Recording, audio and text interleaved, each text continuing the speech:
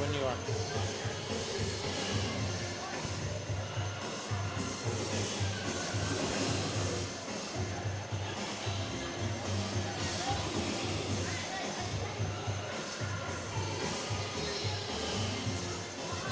You are looking live at Leo and Philip, which is what it is. It feels like it's been a while. It's time for some Gunslingers game day football.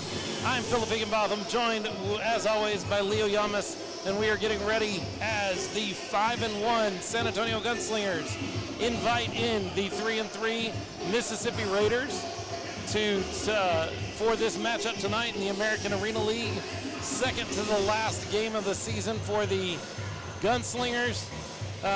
Welcome into the San Antonio Rose Palace. Apologize, we had some technical difficulties right there as we were about to go live and had to switch over to a new feed.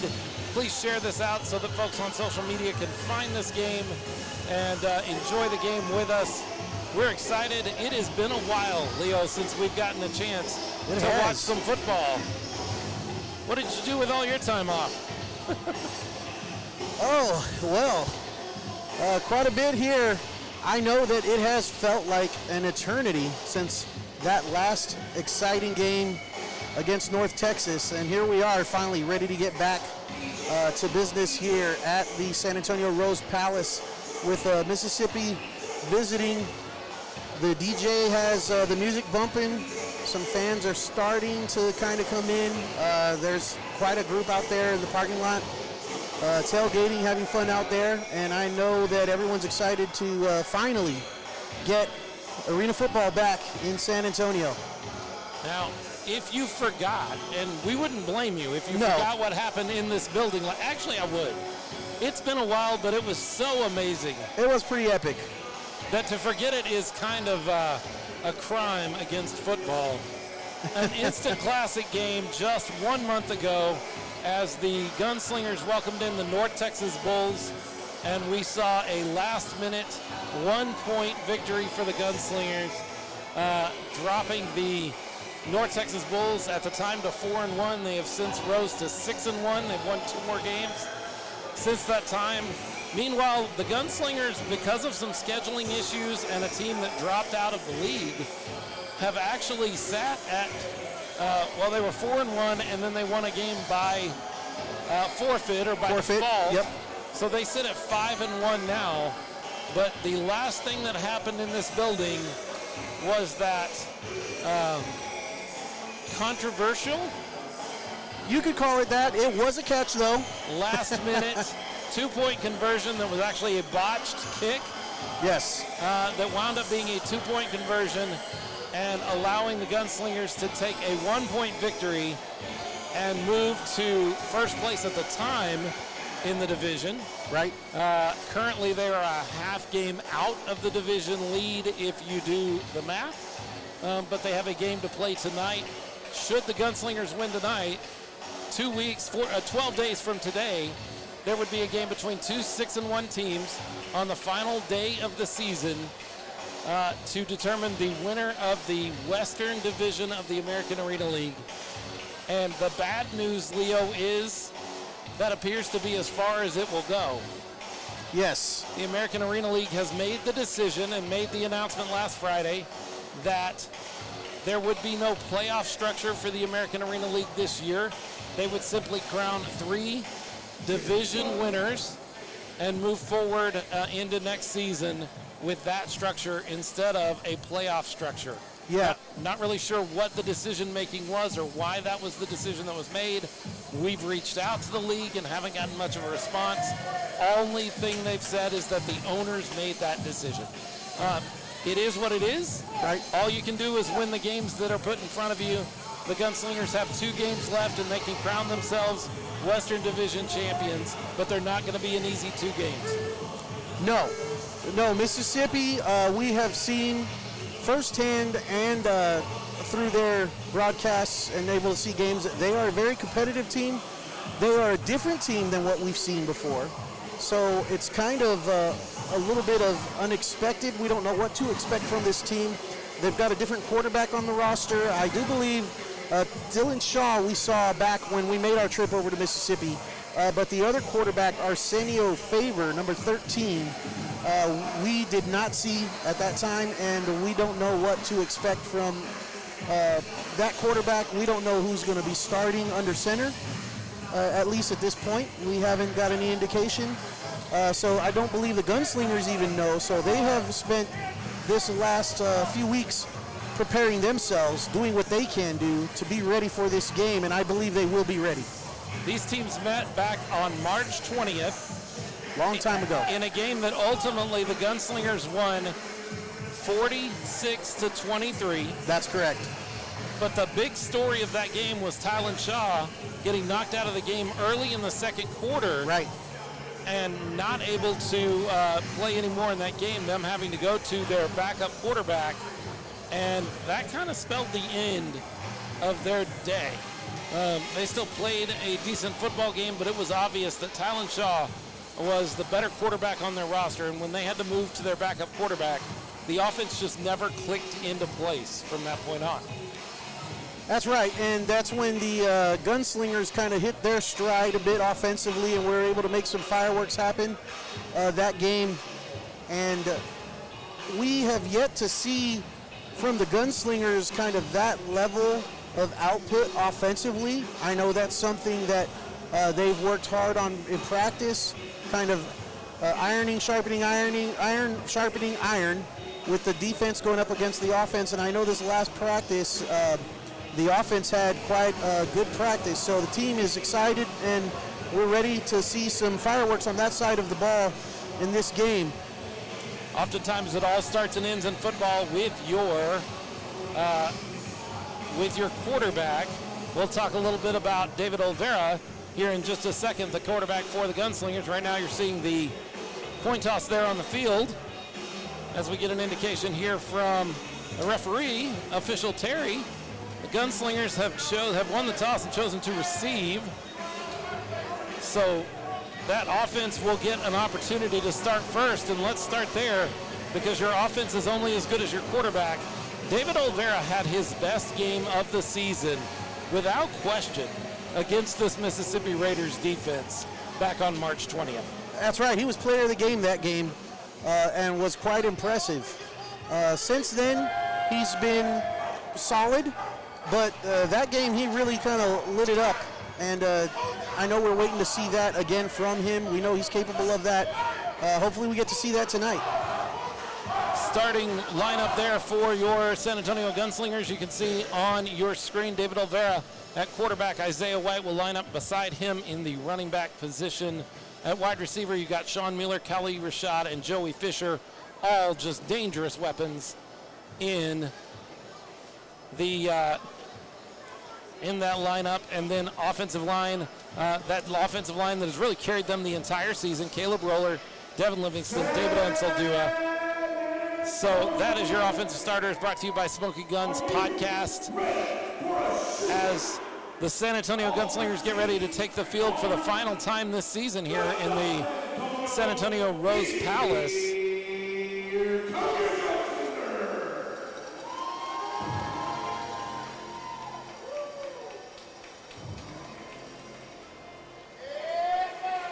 Coach Q, Quentin Humphrey, getting his team pumped up, ready to take the field. This team has come a long way since March 13th when they took this field, a completely different field, a completely different team in a lot of ways. Yes. As they walk onto the field now, just 2 games away from winning their division. A lot has happened in a season for this team, and this is just another one of those challenges. A month off is its own challenge when you're talking about playing football. Yep. Not having game activity for an entire month is a challenge. Yeah, this really has been a season of adversity for this group of players here.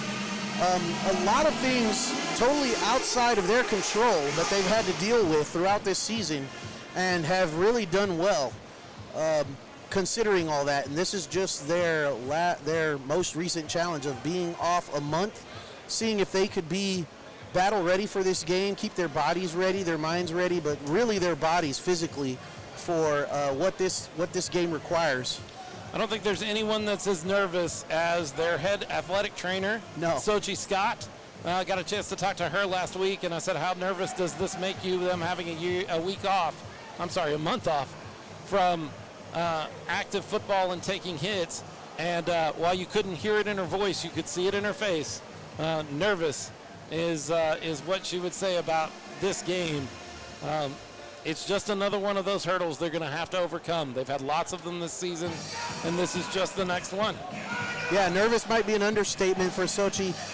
She's done a great job, her and her staff, with this team. Knock on wood, they have been relatively healthy throughout the season, not having to deal with any major injuries.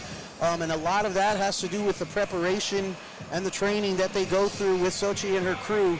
And yeah, she is very nervous about this game, but at the same time, she has definitely kept up with these guys and made sure that they are continuing with the conditioning and the regimen that she has them on in order to stay healthy and ready. We're going to go ahead and take a break. When we get back, it'll be time for kickoff.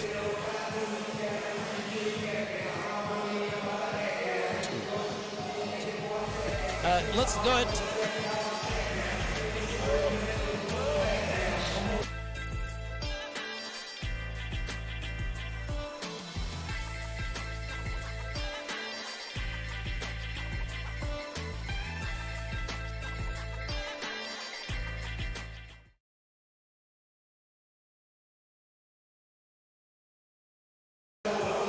San Antonio Gunslingers Game Day is brought to you by G-Force Parking and Striping. Owned and operated by Travis Martin, G-Force San Antonio can handle all of your pavement marking needs. They provide high-end parking lot striping and parking lot marking services in San Antonio and the surrounding areas. G-Force is the #1 parking lot striping and pavement marking business in San Antonio.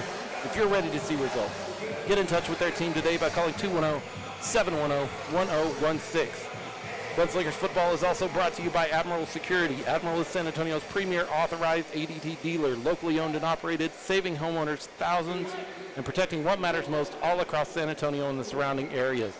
Admiral has a special offer for all you Gunslingers fans. Give them a call today for more information. Finally, Gunslingers football is brought to you by Moonlight Ballroom. Moonlight Ballroom is San Antonio's #1 event venue and party destination. Moonlight Ballroom is all-inclusive and offers any and all services for your event needs with party packages available.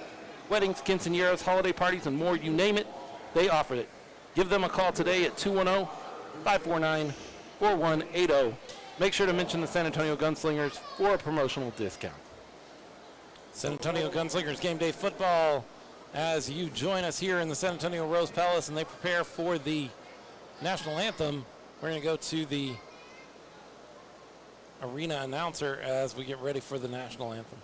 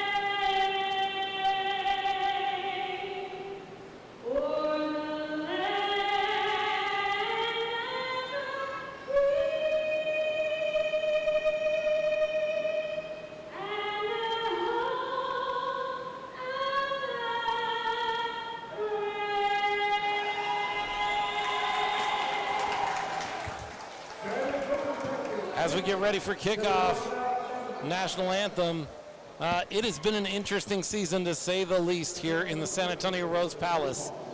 Leo, we don't know what next season looks like. Everything is mobile. We live in a world where pandemics can shut you down for a whole year. So the fact that these Gunslingers have put together 5 games here in the San Antonio Rose Palace, had fairly good attendance, is really a win all the way around. Absolutely. If you look at attendance around the league, around not just this league, but all Arena Football League, it has really suffered due to the world we live in right now and COVID pandemic and everything else. The season has definitely not been what players, ownership probably envisioned at the beginning, but definitely I would say you'd have to consider it a success considering all things, especially on the field at 5-1. 5-1, the Gunslingers, the Raiders who are lining up, they are wearing gray pants, gray tops with silver numbers on them. We're going to do our best. They're hard to read. To let you know who is doing what, but they're a little difficult to read, and there you go. There is your first kickoff for the game, and it hits the roof, which means that it will come out to where it made contact with the roof. Our officiating crew, same officiating crew that was here last month during that North Texas and San Antonio game. They're going to place that ball on the 20-yard line, and David Olvera and his offense will get started from there. Yep, they chose to receive the ball first, so Gunslingers want to see what their offense can put up against this Raiders defense right off the bat. 1st and 10, just inside the 20-yard line, the Gunslingers' 20-yard line as David Olvera sets up in the shotgun. He'll send his receiver, Sean Mueller, into... he throws a pass out to Kali Rashad, a little too tall for Kali Rashad, but I'm not sure that's David Olvera's fault. It looks like Kali Rashad tripped a little bit on the route. I was going to say, it looked like he kind of tripped over his own feet and wasn't in position where he could make that ball catchable. He still made an effort, but after the trip, it made it hard for him to get up for that.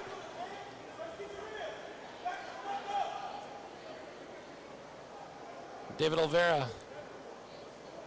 setting up once again in the shotgun. He's got Isaiah Waite beside him. Sean Mueller will be off to his left, and then Joey Fisher and Kali Rashad off to his right. Mueller goes in motion. David Olvera scrambles a little bit out of the pocket. He gets it to Kali Rashad, who is just leveled on the field and drops the ball. Caleb Roller there to hop on the loose ball and secure possession, gain of about 6 yards. That was a big hit. Yeah, it was. Kali trying to spin away from the defense and spun right into another defender, unaware that he was there. Took a big hit. Luckily, Roller was in good position and very alertly pounced on the ball. So 3rd down and about 4-5 for the San Antonio Gunslingers. Olvera lines up with Joey Fisher and Kali Rashad out to his left, and Sean Mueller deep to his right. He's going to come into motion. Olvera back, tosses out to Sean Mueller. Sean Mueller catches the ball for a Devil's River Whiskey first down at the 12-yard line. Yeah, good first down there, Philip.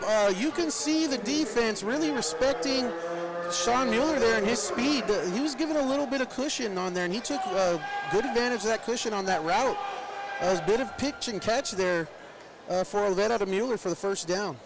Gunslingers offense has struggled a little bit in the first quarter of almost every game, except, well, I think even that game at Mississippi, they tended to have a slow start. At the beginning, yes. So seeing some movement here from that Gunslingers offense, 1st and 10 as Olvera sets up in the shotgun. He sends Isaiah White into motion. White will take the handoff. He'll gain about 5 yards. That's a great first down play for the San Antonio Gunslingers. Yep, another Devil's River Whiskey first down, or is that? Nope. We're into second. That was on first down. Nice 5-yard run there by Isaiah White. Isaiah White's a physical runner. He is. They've got Isaiah White. They've also got Callaway Lee available for today's game. He'll be playing on defense mainly. Right. Olvera back in the shotgun with Isaiah White behind him. He will send his receiver up to the line, but not really in motion. Now Joey Fisher will go in motion. He'll throw the ball to Joey Fisher and score the touchdown right down the field. Joey Fisher will have a Moonlight Ballroom touchdown, and the Gunslingers have come to play tonight. That month off, not seeing a lot of rust with that month off right now. Yes, sir. We've talked about the preparation, them trying to stay focused.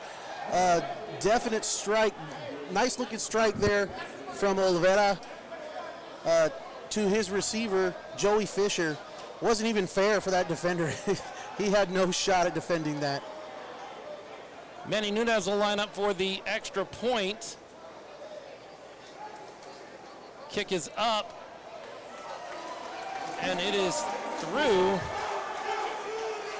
The San Antonio Gunslingers take a 7-0 lead here in the first quarter of today's game. I want to remind you, as you look at our clock there that's running right now, our clock is not official. We will get official times to you as often as we can and update the clock as much as possible. But our clock is not the official game clock.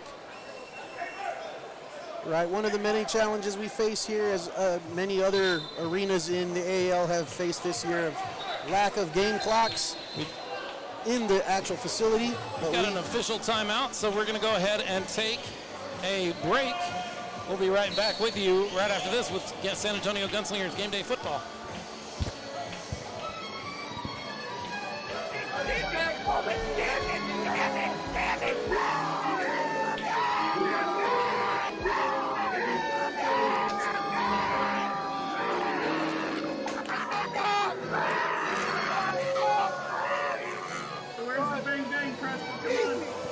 I can't breathe. Hook Sports Radio. Come find us in Southtown, Illinois. Subscribe on all platforms of podcasts. San Antonio Gunslingers football is brought to you by Admiral Power. Admiral Power is San Antonio's premier solar provider, locally owned and operated, saving homeowners thousands in electricity expenses. Admiral Power is shooting down CPS bills daily. That is great news for CPS customers. You now get $3,000 from CPS when you go solar with Admiral Power. And for all you Gunslingers fans, they have special promotions built just for you. Give them a call today for more information. San Antonio Gunslingers football is also brought to you by Teardrop Pepper Company. Let's talk about hot sauce. Teardrop Pepper Company has finally created the perfect recipe. Their all-natural, locally made hot sauce has a delicious blend of flavor and heat, enhancing your favorite foods and leaving you always wanting more.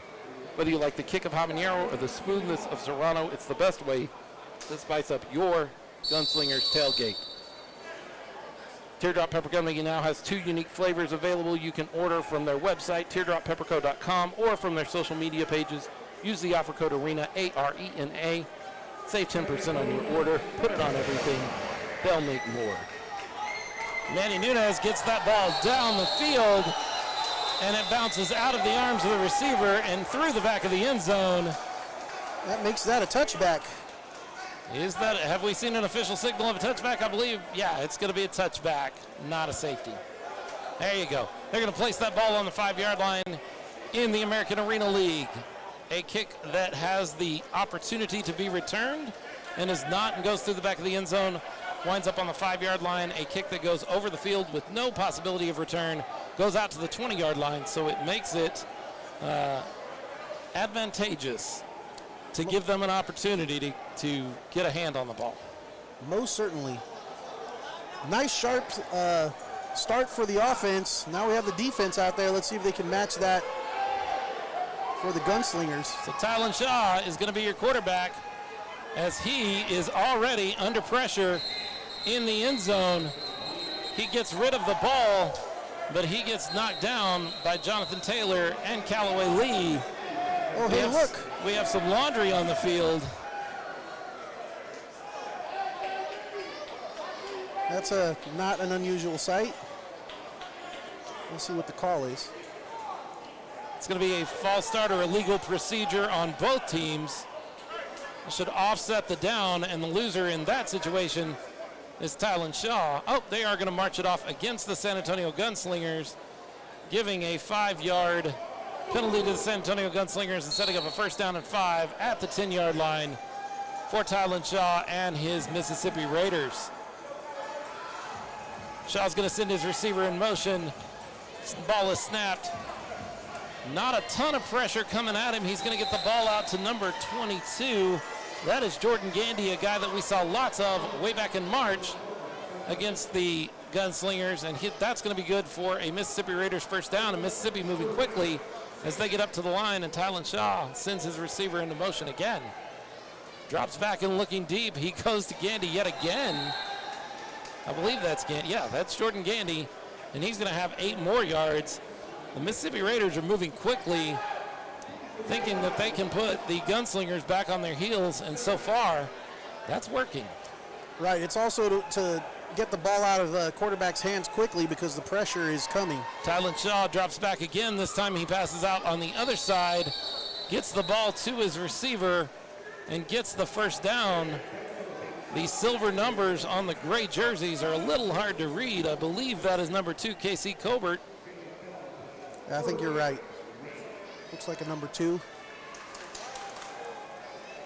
I'm not sure how it looks for you guys on camera, but here live, the shiny part is what you're looking for, and that just makes things a little difficult. Shaw's going to be under center for this snap. He's going to snap the ball, fake a handoff, roll out, and see nothing. He's going to toss that ball way out into almost out of the arena entirely there. Yeah, he was throwing that away, hit the sidewall over there. Like I said earlier, he's having to get rid of the ball really quickly because he's not having a whole lot of time, and he recognizes that. We've got a false start or an illegal procedure of some sort on the Mississippi Raiders. That's going to back them up 5 yards and replay that first down. First down and 15.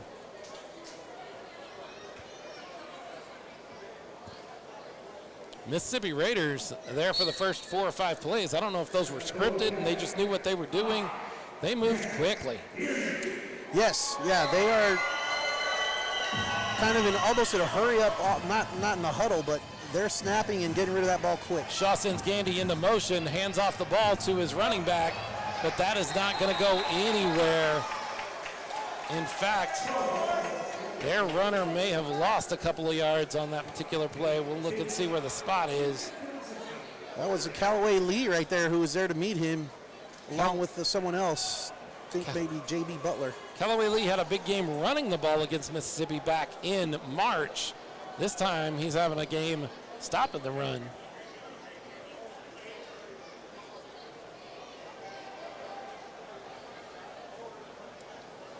Tylan Shaw in the shotgun. No receiver in motion. He's going to throw the ball deep to his receiver. And we've got some laundry on the field that took place before Callaway Lee got to Tylan Shaw. Callaway Lee might have gotten a free shot on Tylan Shaw. He had let the ball go. And Callaway still had a couple of steps before he got to him, and he ended up taking him down. We're going to have another penalty against the Mississippi Raiders. Tylan Shaw's going to end up taking a hit from Callaway Lee and losing yards, even though he got rid of the ball. Yeah, right now the offense for the Mississippi Raiders is going the wrong direction. The Gunslingers are going to deny that penalty. That's probably a smart call. It's going to make it 3rd down and 15. Mississippi Raiders needing to make up some of this yardage. Remember, in arena football, there is no punt. You can kick a field goal from here, which they do have a kicker that they like to use, but in this building, that's going to be a difficult call. So you'll probably see a lot of 4th down tries for teams that get to that point. Yeah, we haven't seen too many field goals made in this San Antonio Rose Palace since the beginning of the season.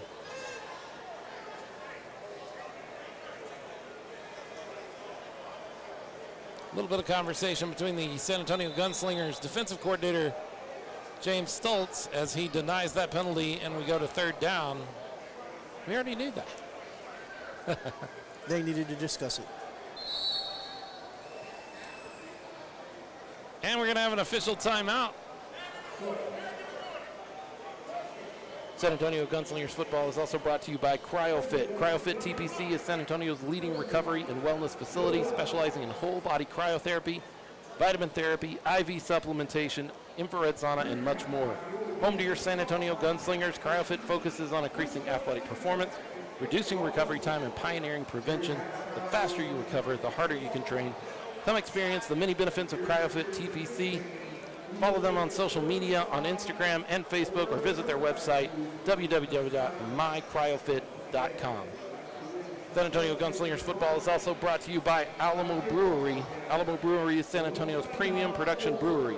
Alamo makes numerous styles of beers that are brewed specifically for our San Antonio beer palates. Look for all these beers in your neighborhood grocery store and at your favorite restaurants and bars. Alamo Brewery proudly supports the Gunslingers.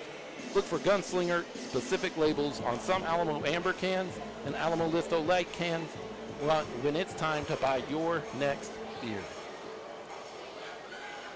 Gunslingers game day football. We're here in the first quarter of this game. 7-0, the Gunslingers lead as the Mississippi Raiders try with their first possession to make their way down the field. Having a little trouble here with the 3rd down and 15. Ball is snapped and knocked down at the line. That was Jonathan Taylor getting the big mid up and deflecting that ball as it got to the line of scrimmage, giving Mississippi a 4th down.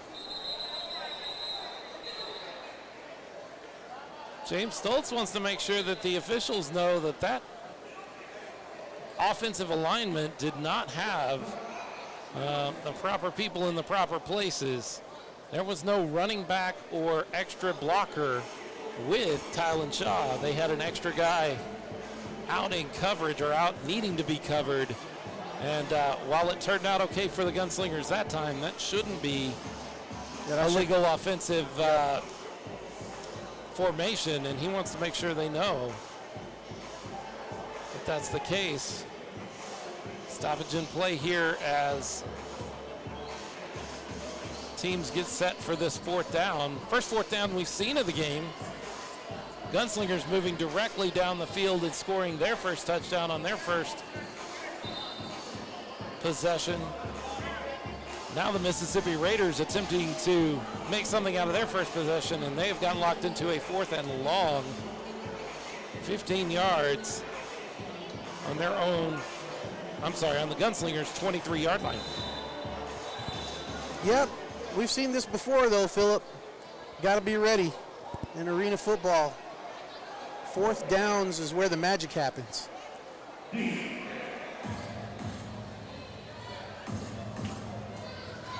Tylan Shaw again set up in that same formation. This time the referees let him know that he needs to call a receiver back in to the box, and he does just that. He takes his snap and throws it long over everybody's head, and that's going to be a turnover on downs on the Gunslingers' 23-yard line. That Gunslingers defense earning their keep as they have all season long. They have, Philip. They've been really impressive. I wouldn't be surprised if they lead right now, certainly the West Division, if not the entire AAL, in 4th down turnovers. They have really been impressive, and now they're giving the Gunslingers offense another shot here in the first quarter to come out and pad that lead.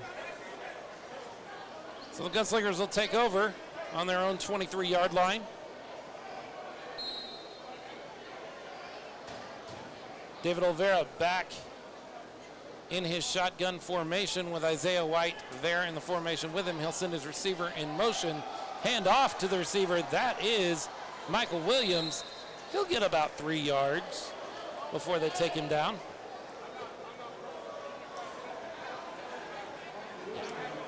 Yeah, he came across. Looked like there was an opening there, but the Mississippi defense closed the lane. Only get a minor gain on that play there, where for a second there it looked like we might see a big play. 16 guys on a quarter of the side of a normal football field doesn't leave a lot of room, and gaps close very quickly. Yes, they do. Olvera with this 2nd down and 7. 2nd and 8. Sends his receiver in motion. Tosses the ball out to Khalil Rashad, who slips a tackle and gets all the way down to the 3-yard line. That'll set up a the 2-yard line. Devil's River Whiskey first down. That's going to be first and goal. Excellent move by Kali Rashad to slip that tackle and gain some more yards after the catch. Yeah, very nice play there. A little bit out of Kali Rashad. Able to kind of twist and wiggle his way all the way to the 2-yard line for the Devil's Whiskey River first down, first and goal.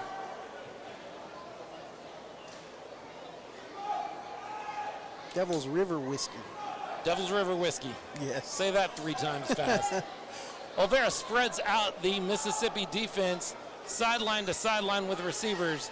He sends Isaiah White into motion. Isaiah White is going to walk right through the Mississippi Raiders defense. Just a well-designed play for that Moonlight Ballroom touchdown as Herbert Gonzalez, the offensive coordinator, spreads out the entire defense, brings Isaiah White into the middle of the formation, hands the ball off to him, and there's just nobody home at that point. Past that first layer, the offensive line moves everybody out of the way, and he's able to walk right into the end zone. Great play call by Gonzalez, good execution.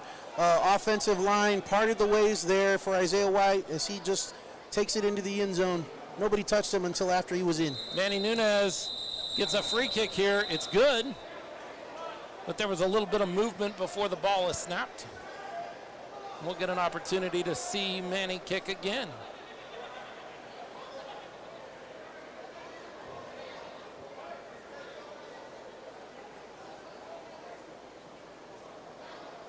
Yeah, they're going to replay the down. Whistles blown before the play snapped.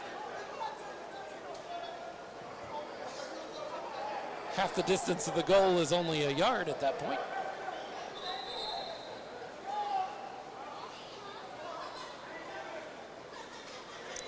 Try that again.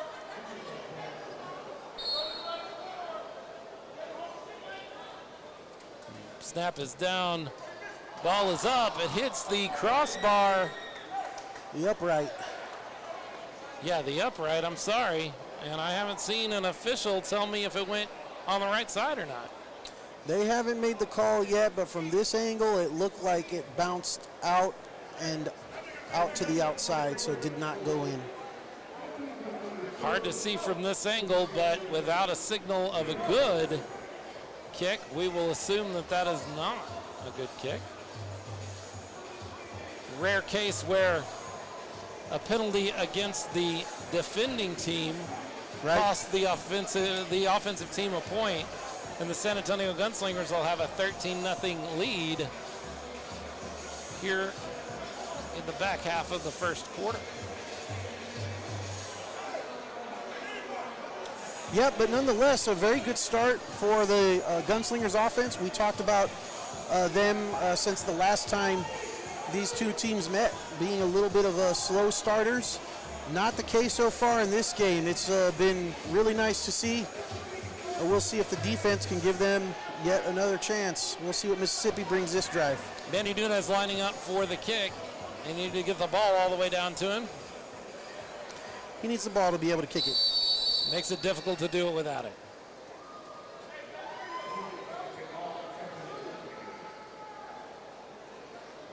Back deep to receive the kick. Looks like we have Cameron Jamison. That's going to go over the field. By rule, that should come out to the 20-yard line. And that's a break for the Mississippi Raiders, giving them some room to work on offense as they take control on their second offensive possession. And that's what's going to happen. All the way out to the 20-yard line. Again, I apologize for not being able to give you quick names on the Mississippi side. It is really a difficult thing to decipher what their jerseys are telling me. Tylen Shaw is going to take the snap and quickly get the ball out to Jerani Hinton. Jerani Hinton's going to get about 5 yards. Set up a 2nd and 5 from the 25-yard line. Yeah, good gain on first. Certainly seems to be the game plan so far for the Mississippi Raiders to get that ball out to the wing fast and try and get some yards after the catch. Jordan Gandy off to the right for Tylan Shaw. Jirani Hinton and Casey Colbert off to the left. Shaw will take the pass, toss out quickly to Jordan Gandy. He'll make the catch, but immediately get knocked into the wall. That isn't good enough for a first down at the 20-yard line. Yeah, Gandy's got some speed, so Seminat has to give him, has to respect that speed and gives him a little bit of a cushion there. Unfortunately, that leaves that kind of short outplay like that, that route, that leaves him susceptible to that. And then there was enough for the first down. Official timeout on the field. Oh, that's the end of the first quarter. We will take a quick timeout. We'll be right back with you. San Antonio Gunslingers Game Day Football. Stick with us.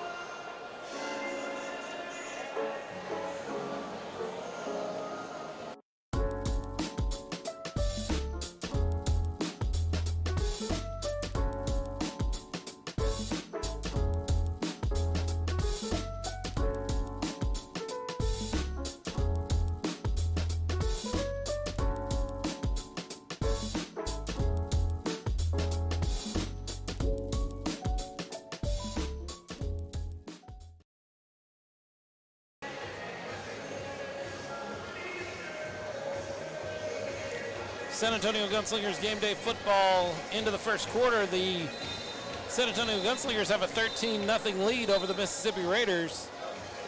But the Raiders have the ball on their second possession, first down and 10 on the Gunslingers 20-yard line as they attempt to cut into the Gunslingers lead. Quick first quarter there, Leo.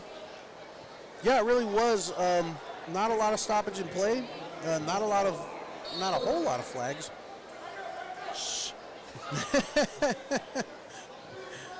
Tylan Shaw is going to send his receiver in motion on this first down play. He's going to fake the handoff, and he's going to run out the other side. He's going to wind up picking up about 5 yards, and we're going to see some extracurricular activity between a blocker and one of the Gunslingers defenders. And I see a flag. You jinxed us. I did, didn't I? Tylan Shaw is a big quarterback, and it looks like when he gets running with a head full of steam, you're going to think twice about putting yourself in his way, which I didn't quite see the number of the defender who did, but I was able to get him to the ground. And as you said, a little bit of extracurricular activity. We'll see what the call is after the play. We've got an illegal procedure that is declined against the Raiders, but a holding penalty that will be accepted and will back up the Raiders. So all of that work for Tylan Shaw goes for naught. Much to the approval of the fans and the Gunslinger coaches here on the sidelines. As the Mississippi Raiders move back 10 yards. And they are now on their own 20-yard line with a first down and 20 opportunity. Sounds like a lot, but in arena football, 20 yards you can get on one play.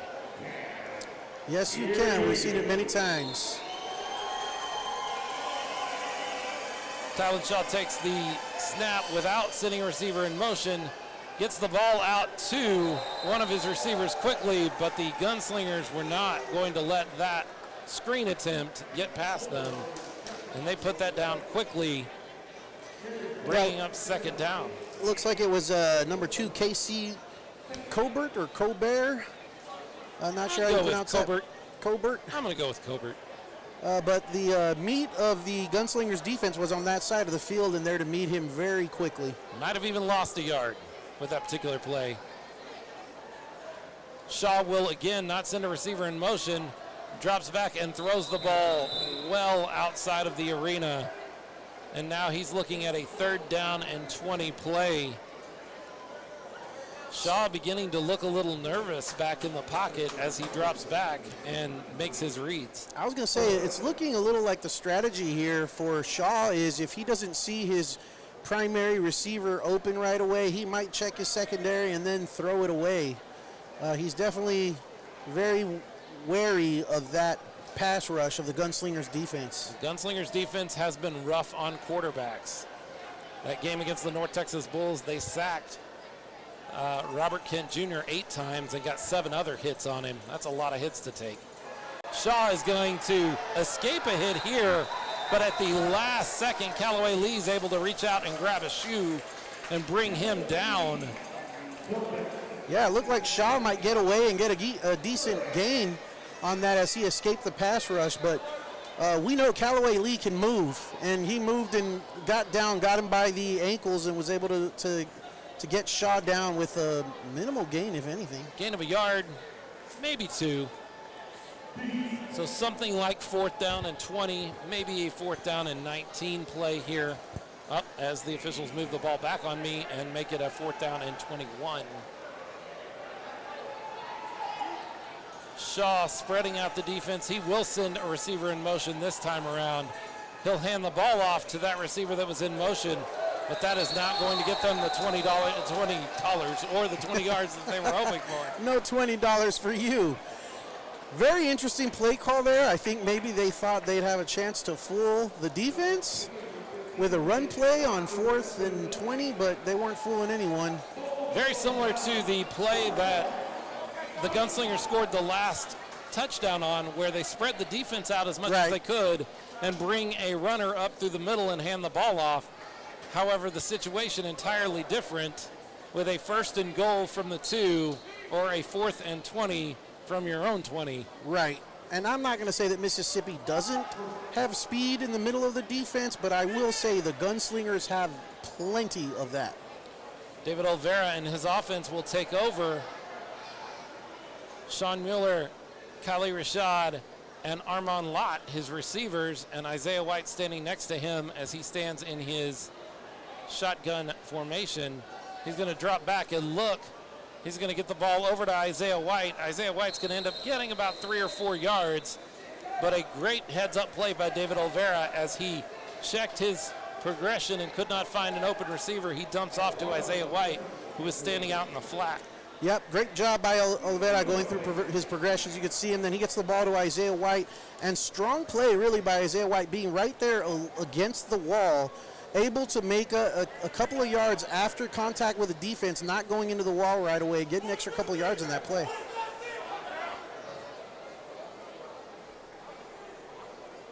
Second down and 6 as the Gunslingers break the huddle. Armand Lott and Kali Rashad off to David Olvera's right. Sean Mueller to his left will go in motion. Olvera tosses the ball out to Kali Rashad, who slips a tackle and makes a touchdown. Kali Rashad into the end zone. There is some flags on the field. For it a looks Moonlight like. Ballroom touchdown.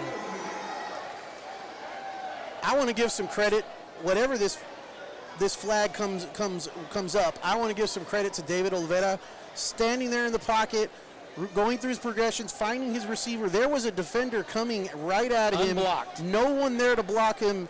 Olvera stood there in the pocket, got the ball to his receiver, knowing that he may take a massive hit. Yeah. Good job by Olvera. He stood and delivered when an unblocked defender was bearing down on him.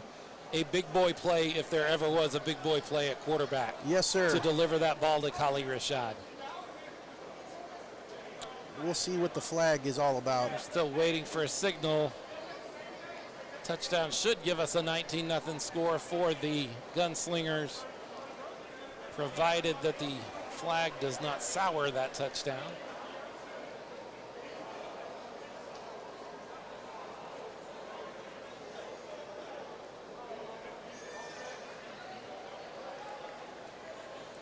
Referee Terry going to tell us what the deal is here.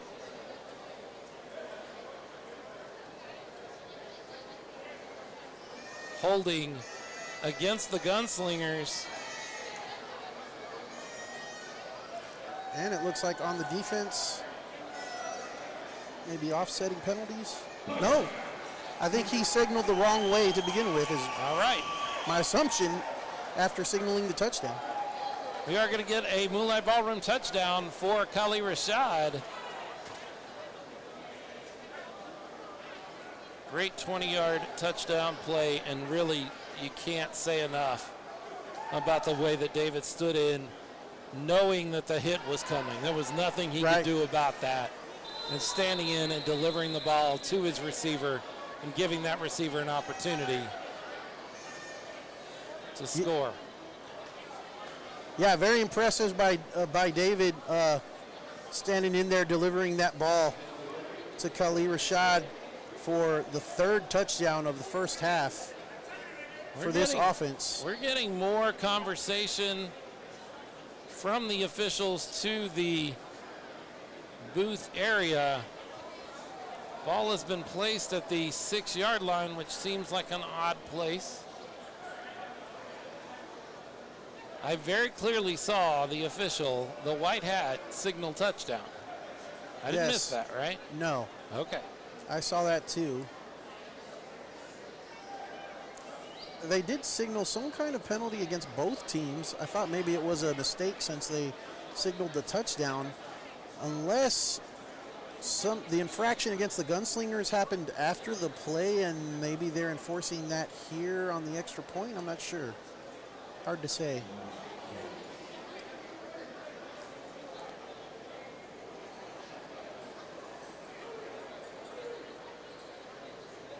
So we're getting word from Jonas back in our booth, which is closer to the officials at this point on the field, that it's half the distance for the PAT. A penalty against Mississippi. But again, they're lined up on the 6-yard line.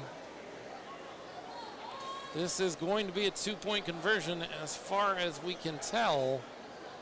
Olvera sends his receiver in motion, tosses out to Khalil Rashad, who is immediately taken down. And there is a first down marker over there where that play went from. I am going to assume that there was no touchdown, and that was a first down play from the 6-yard line. We are now on to second down. Second down, yes. From about the 8-yard line. That touchdown, it doesn't appear, was good. Right, after that play, the offense is still out there, so that would make sense. I did see the signal for the touchdown, so hence our confusion, but obviously there was not one. So 13-0, we'll get that score taken care of there on your screen as Olvera hands the ball off to Isaiah White. That's not going to work. Isaiah White is going to get taken down by 3 or 4 different Mississippi Raiders. Yeah, the defense was ready for that play. And there was actually quite a few great jerseys in the neighborhood as the Gunslingers are now in the 3rd down. 3rd down and goal. It looks like we've got a timeout on the field. We're going to keep it right here for a second.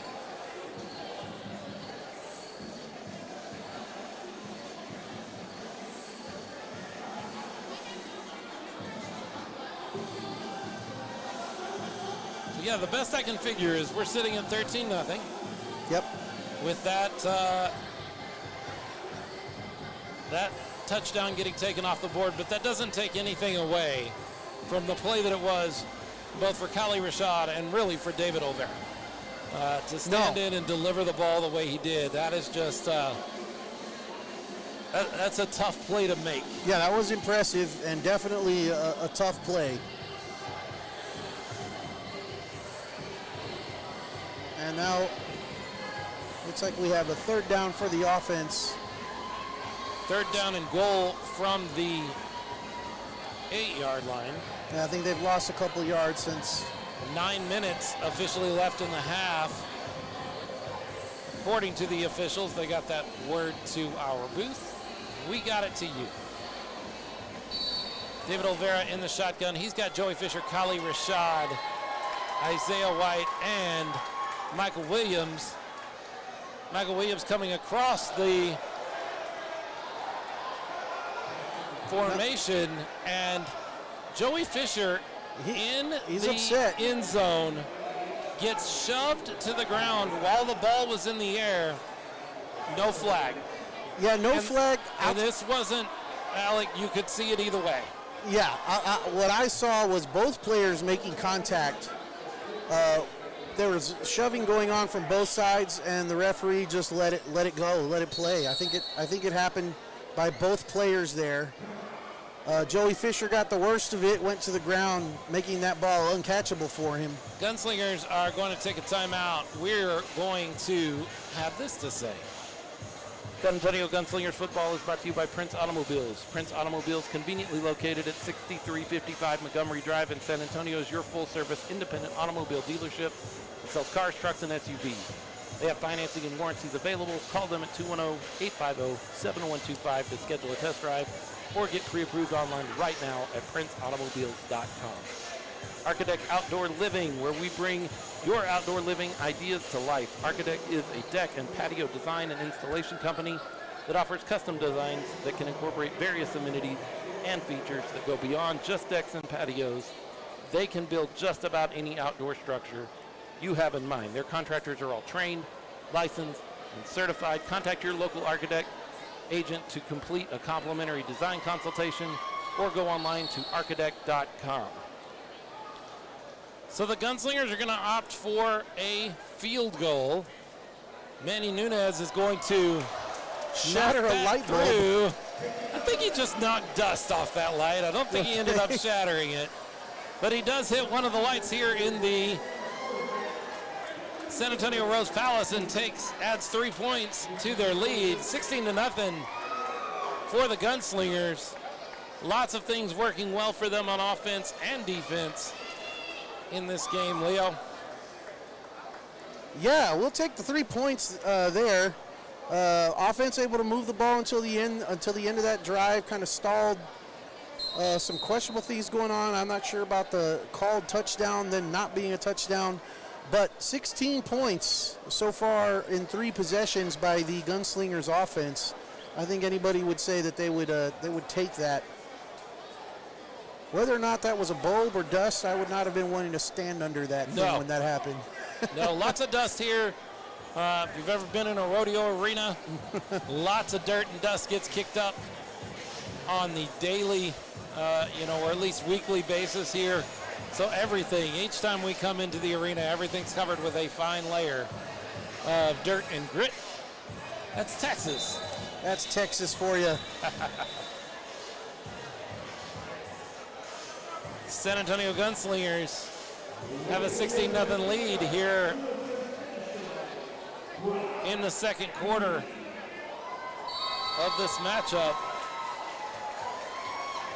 And this time, the Mississippi Raiders are going with a slightly different formation on their kick recovery. They only have 1 person back to receive. They usually carry 2 back there. Manny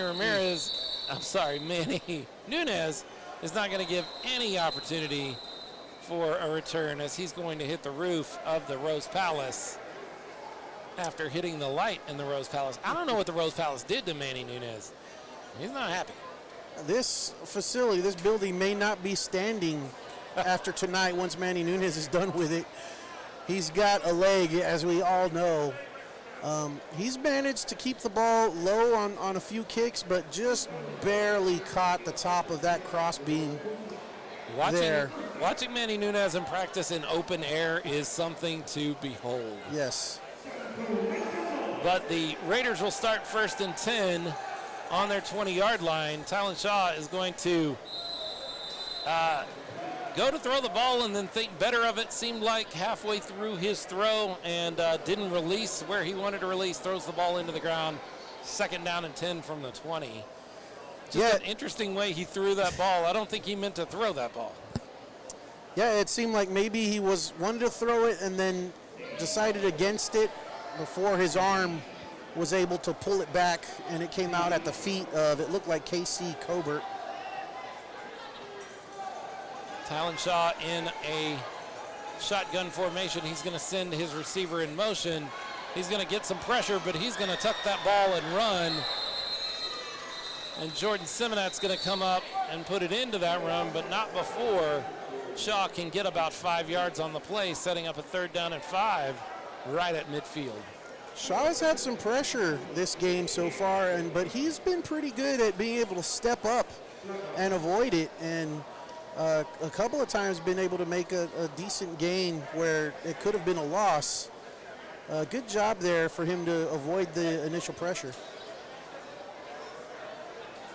Mississippi Raiders coach is looking for a little bit of clarification on something from the officials.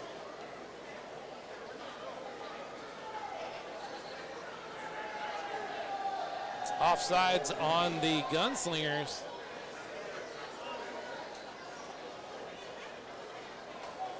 So that will give us 2nd down and 5 without the run.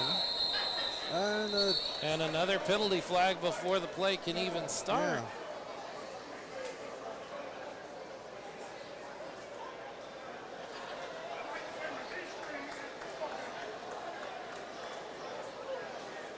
As they discuss here, it looks like it might be against Mississippi. Certainly looks that way. Illegal procedure on the Mississippi Raiders. So back another 5 yards, and we're just dancing back and forth here. One step forward, one step back. 2nd down and 10 from their own 20-yard line. The Mississippi Raiders will line up. Talon Shaw, 2 receivers out to his right, 1 to his left.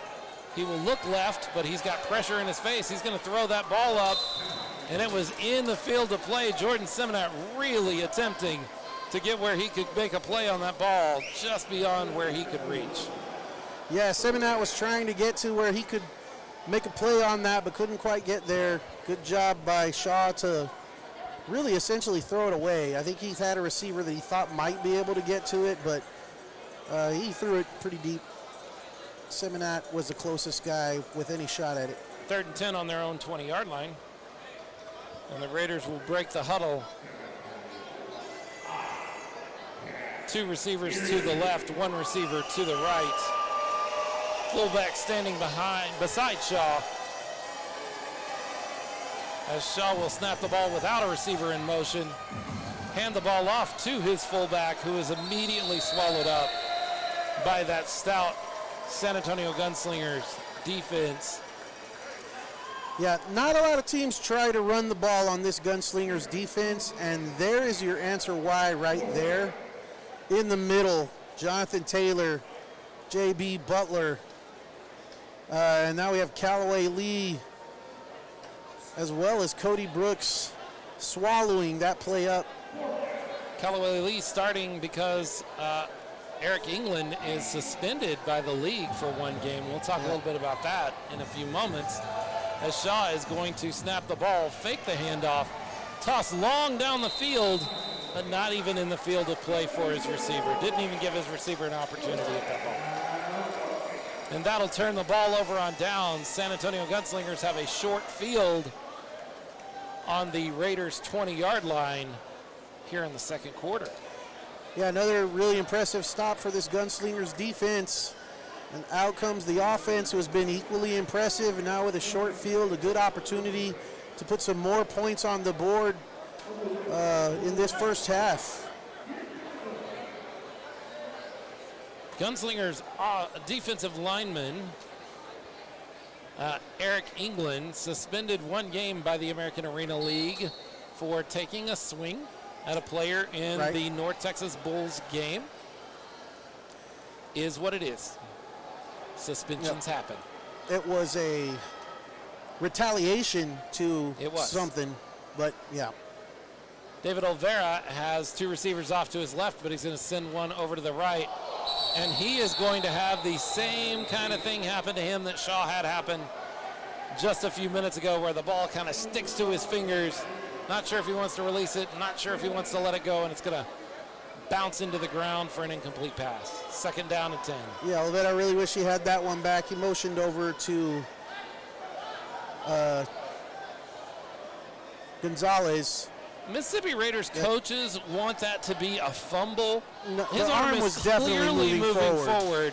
It is almost exactly what happened with Shaw just in the last possession. If that is a fumble, so is Shaw's, and neither were called that way. I think the officials are doing it was definitely a great job with that. Snap of the ball, and Olvera has some pressure on top of him immediately, and he gets dragged down, and there's just not a lot you can do. Yeah, that was Ricky Taylor, 44, who just came right through the middle, looked like unblocked. Not sure what happened there in the middle. We had Devin Livingston there in the middle, and I'm not sure what his assignment was. We do have a flag on the field. Illegal procedure on the Raiders. That may be why. That could be. Number 44 was able to knife in there so quickly. That's not the way you can play defense in the American Arena League, I guess. Yep, you can only rush a certain amount of players at the start of the play, and that would explain why there was no one there to block him. Looks like it's 2nd down and 4 at the 16-yard line. 2nd and 5.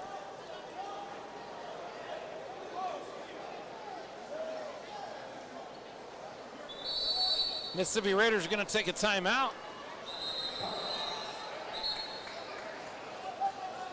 So, we'll do this. Finally, Gunslingers football is brought to you by the Smoking Guns Podcast. Smoking Guns Podcast is your one and only source for information and analysis on the San Antonio Gunslingers. Every week, Philip, Leo, and RC will take you inside the Gunslingers as they battle their way through the West Division of the American Arena League. Find all their episodes online at smokinggunspod.com or wherever you listen to podcasts.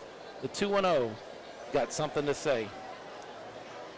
San Antonio Gunslingers Game Day Football. Make sure you download Smoking Guns Podcast on your podcast app of choice. I hear that podcast is pretty good. I've heard them a couple of times.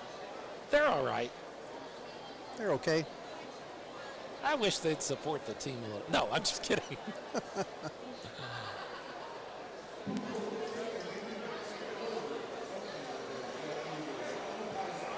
San Antonio Gunslingers doing it all right now. 16-0. 3 offensive, well, they are in their 4th offensive possessions. The previous 3 all garnering points, and you can't ask for a whole lot more than that. Right, offense has been really sharp to start off, and opportunity to do even more here. Olvera hands the ball off to Michael Williams. He makes some nifty moves, which will end up garnering a Devil's River Whiskey first down. Incredible run by by Michael Williams, making 3 or 4 little moves to get through there.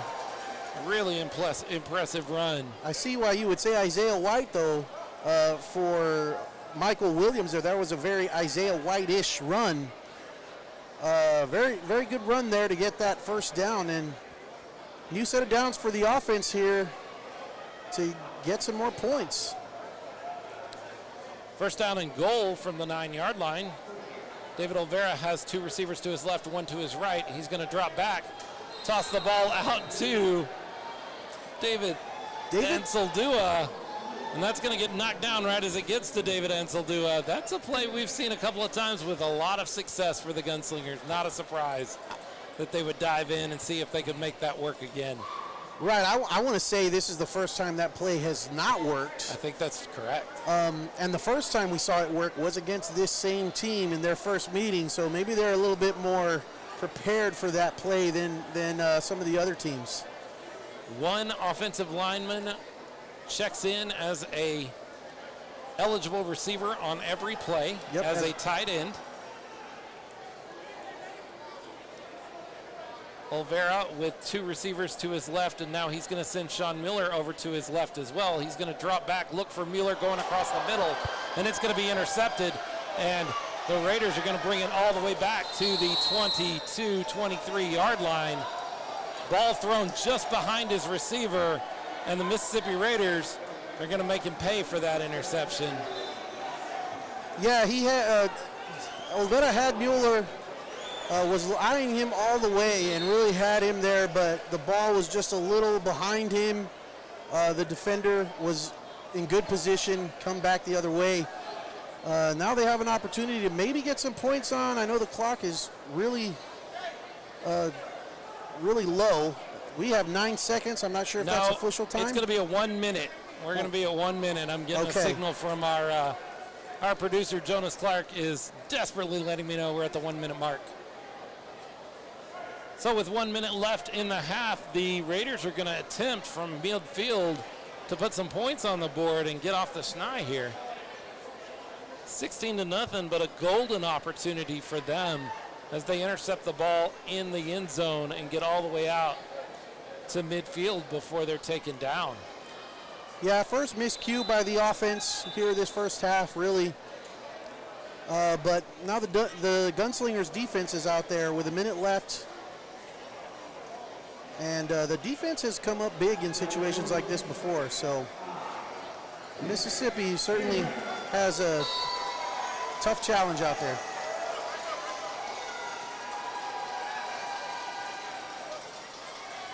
Pitch out to the running back. And I think we may have had a quarterback change. Is that Arsenio Favor in there now? It looks like a 3 rather than a 2, so I believe you're right. Arsenio Favor, same kind of size on him Yes. as Tylan Shaw. He's got 2 receivers to his right, 1 to his left. He's going to toss that ball out quick to his receiver, who was lucky to get his hands on it and drag it in before it was intercepted. He tapped that ball up in the air, and I thought Jordan Simonette was going to take it off his fingers and run it back. Yeah, the receiver almost lost track of the ball. That was a good thrown ball, though. 3rd down and 3 for the Raiders as they've got some movement going on their offense. Favor's going to drop back, and he has some time down the field. This time, Simonette lined up well to intercept the ball, and Jordan Gandy's going to play defense and knock that ball down right as it gets to Simonette. It was as good as an interception until Jordan Gandy reached over and knocked it to the ground. Yeah, Favors threw that ball a little too far to the inside. Seminat had position on it. Really good position to intercept that ball. Gandy very alertly and wisely gets his hand in there to make that difficult for Seminat, and it falls to the floor. 4th down and 3, 4? What would you call that, Leo? I'd say it's closer to 3. 3, yeah. 4th down and 3 on the 16-yard line. About 39 seconds left in the game. 41 seconds left in the game. No. 4th and 1. Okay. I'm being told we're looking at a 4th and 1. That's not what it looks like from my vantage point. That's a long one. But that's okay.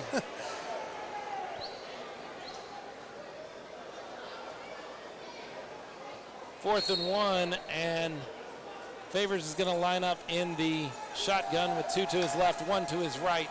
He's going to drop back looking left, but taking too much time, and he's going to get dragged down way back on their own 15-yard line. He's going to lose 20 yards on the sack, and the Gunslingers defense showing up big, as they tend to do in some of these situations. Ball placed on the 20-yard line for a 1st down for the Gunslingers. Yeah, that pass rush was coming. Favors tried to spin away from it, but when he spun away from what he saw, he spun right into what he didn't see, and takes a huge loss and puts the Gunslingers in better position now with a few seconds left to try and pad that lead as they go into halftime. Gunslingers defense pitching a shutout so far against Mississippi.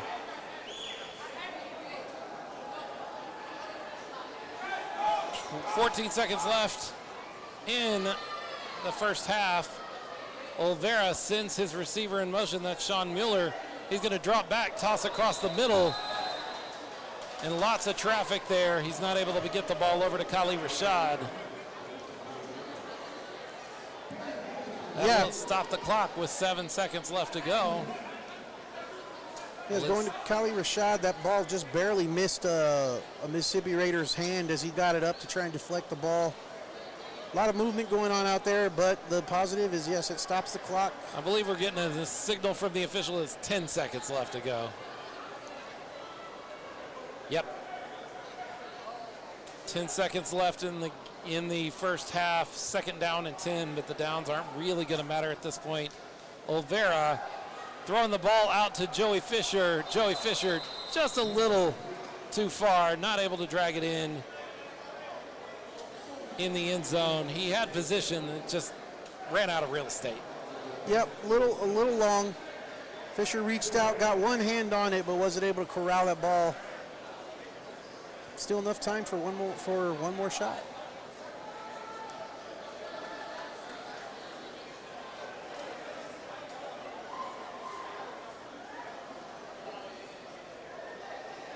One more opportunity for the San Antonio Gunslingers to add to their lead before halftime. Olvera with 2 to his left, 1 to his right.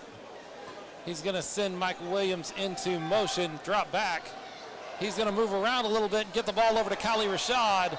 Kali Rashad is going to pitch the ball out, but it's going to be whistled dead right there. Alert play. Gunslingers attempting to call a timeout if there's any time left on the clock. We'll see what the officials tell them about that. Right. Alert play, but he was definitely on the wall as he tried to lateral that. No harm in trying it. That's going to be the end of the first half.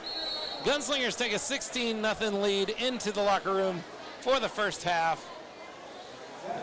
We're going to take a break, and we'll be right back with some halftime news and notes, some discussion with some of the San Antonio Gunslingers owners, ownership group. We'll be right back with San Antonio Gunslingers Game Day Football right after this.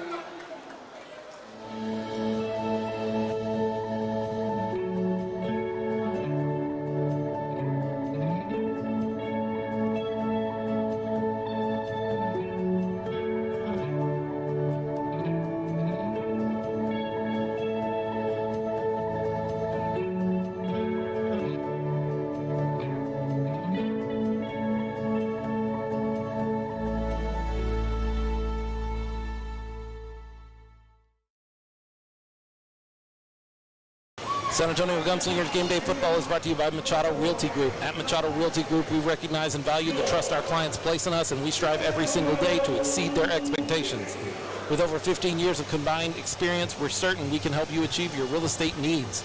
Our number one goal is to ensure that the buying and selling process is fun, easy, and stress-free for all of our clients. We would love to work with you. For a free consultation, please call Osvaldo Machado at 210-460-8882.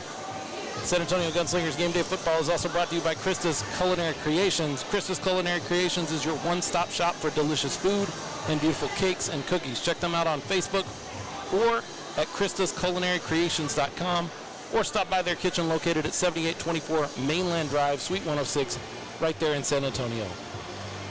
This copyrighted broadcast is presented by the San Antonio Gunslingers and Smoking Guns Productions. No images or videos may be reproduced or retransmitted in part or in full in any form without expressed written consent.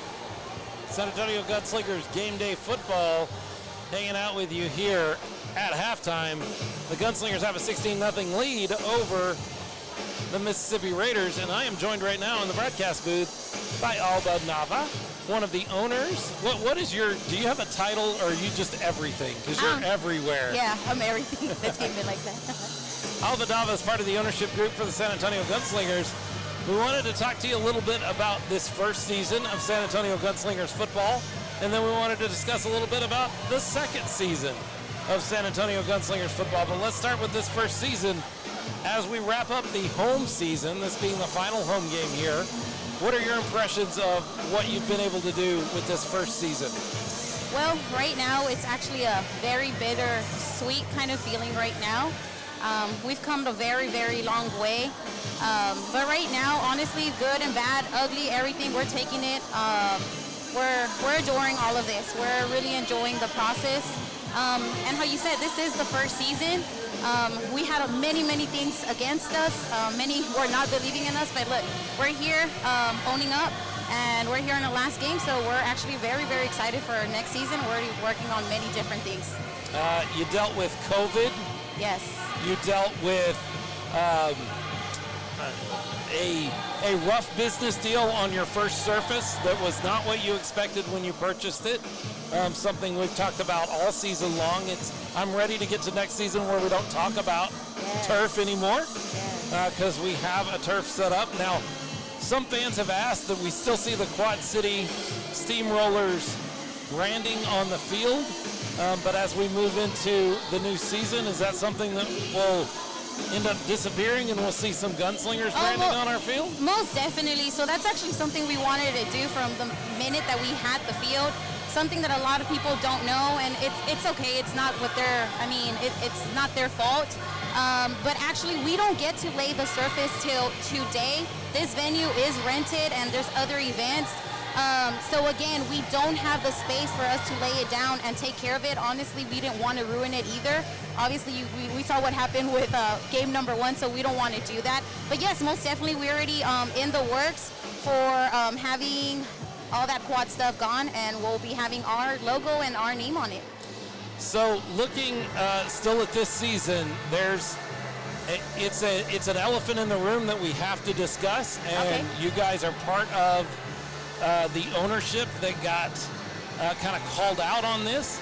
The American Arena League decides not to hold a playoff structure.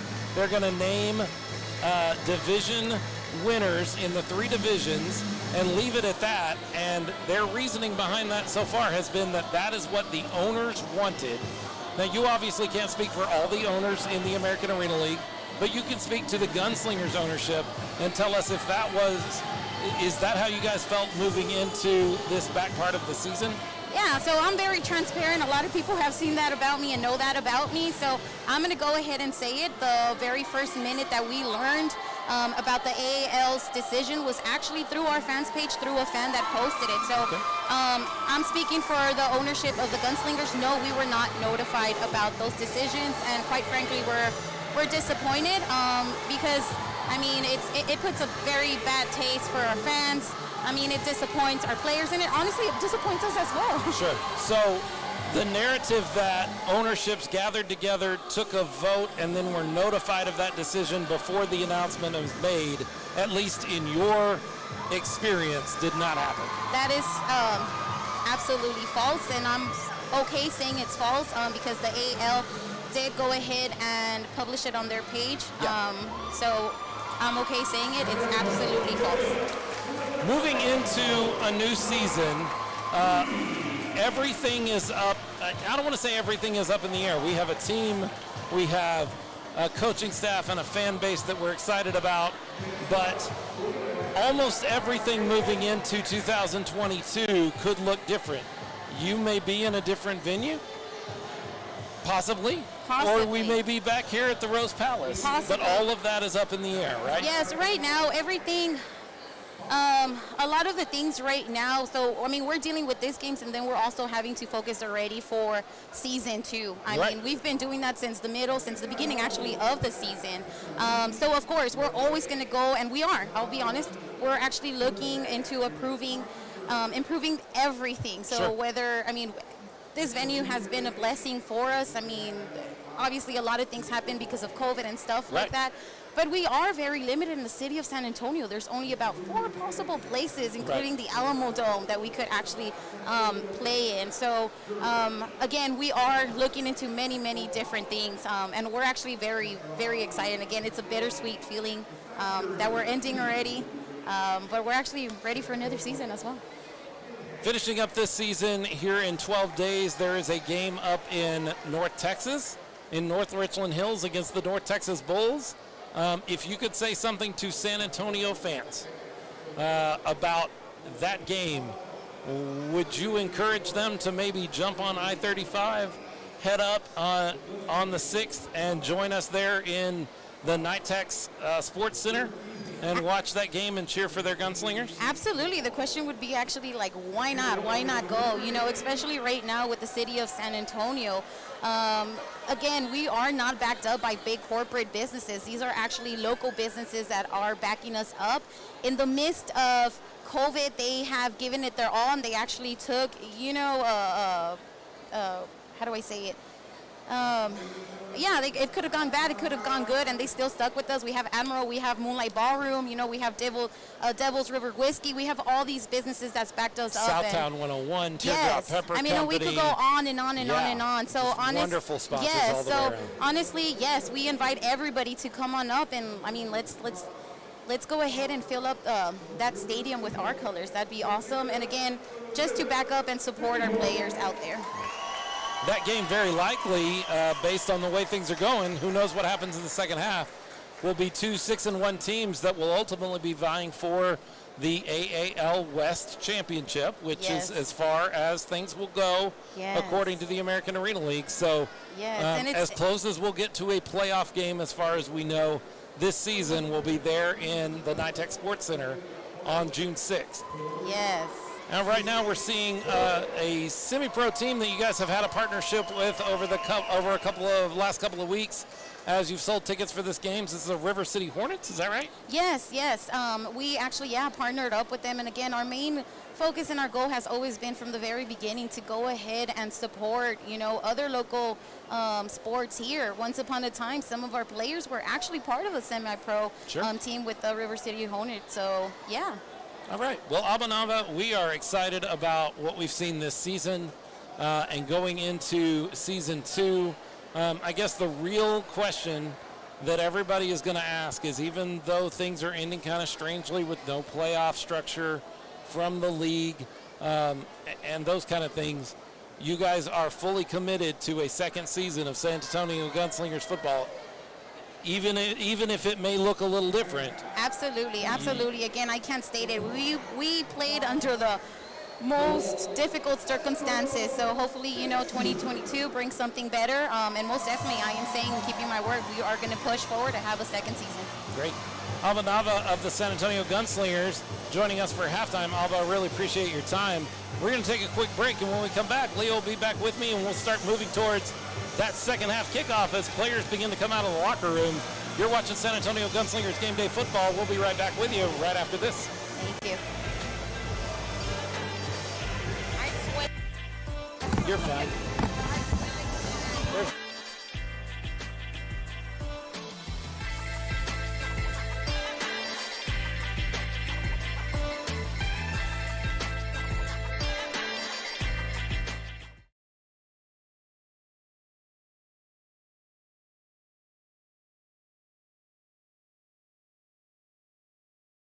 San Antonio Gunslingers Game Day is brought to you by G-Force Parking and Striping. Owned and operated by Travis Martin, G-Force San Antonio can handle all of your pavement marking needs. They provide high-end parking lot striping and parking lot marking services in San Antonio and the surrounding areas. G-Force is the #1 parking lot striping pavement marking business in San Antonio.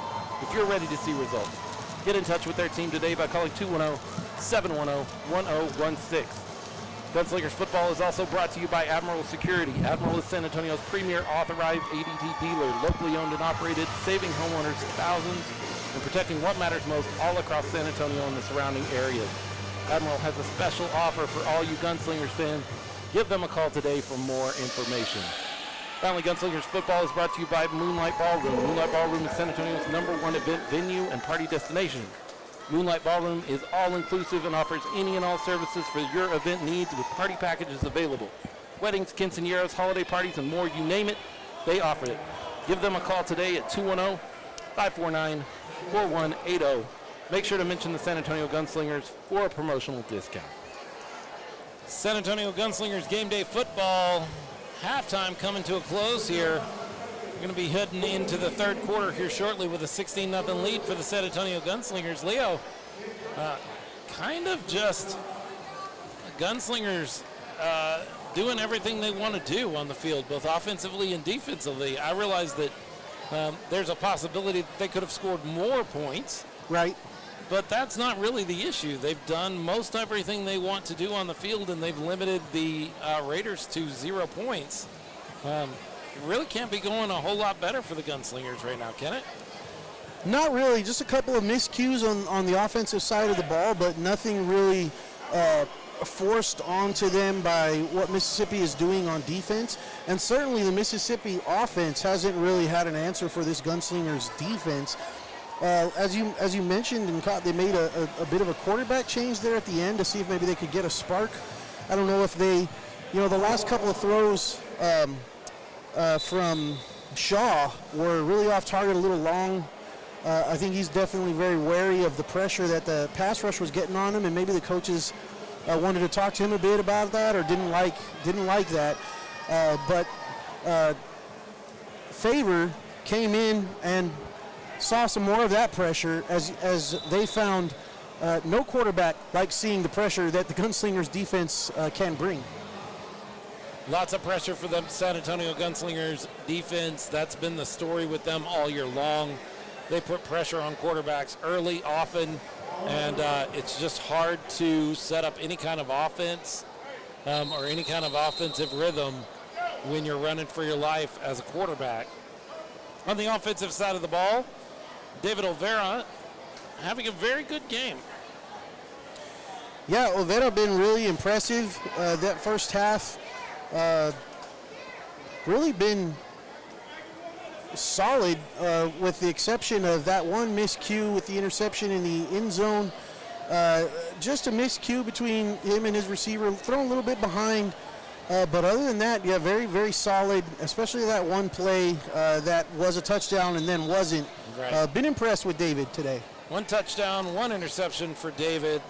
And again, we had that one play that was called back, but just a great play by him to stand and deliver the ball when he knew he was going to take a full-on hit from an undefended or unblocked defender.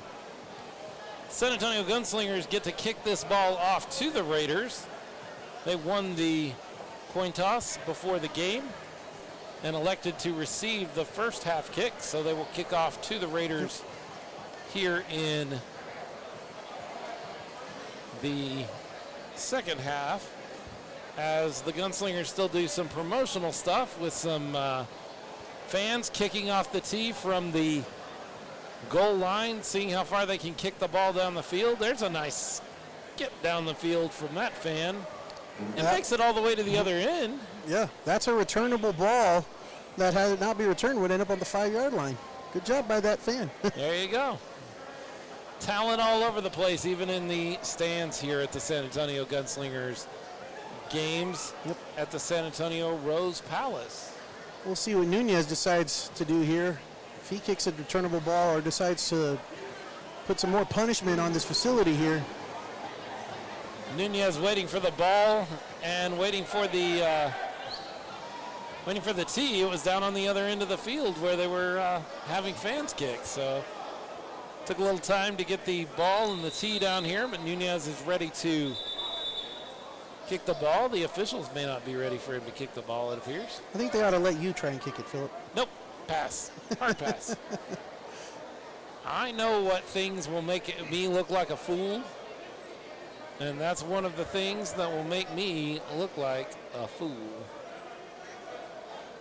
There's a lot of those things. That's one of those things. You're not the only one, Philip.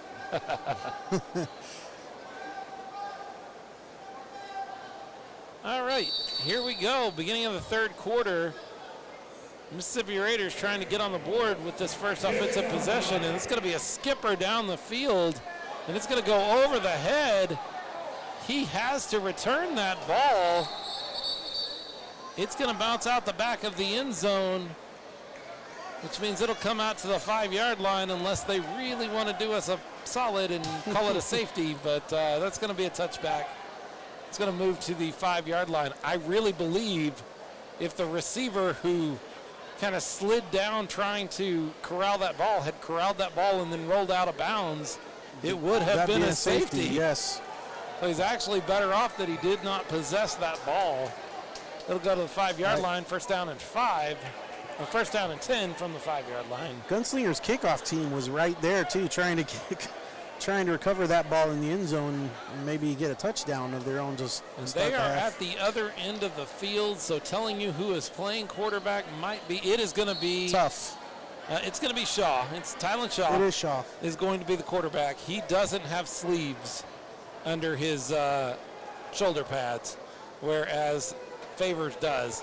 He's going to throw the ball right into the hands of number 7, Darius Banks, for the Gunslingers. Banks almost had the opportunity to have a lot of fun here right at the beginning of the second half. Yeah, Banks was really there to make that play and just couldn't quite bring that ball in. It was low and to the ground. Shaw having a tough time back there dealing with the pressure right off the bat. We'll see if he can get a little bit more comfortable deep in his own end zone. Tough to throw from your own end zone with the kind of pressure that the San Antonio Gunslingers defensive front puts on them.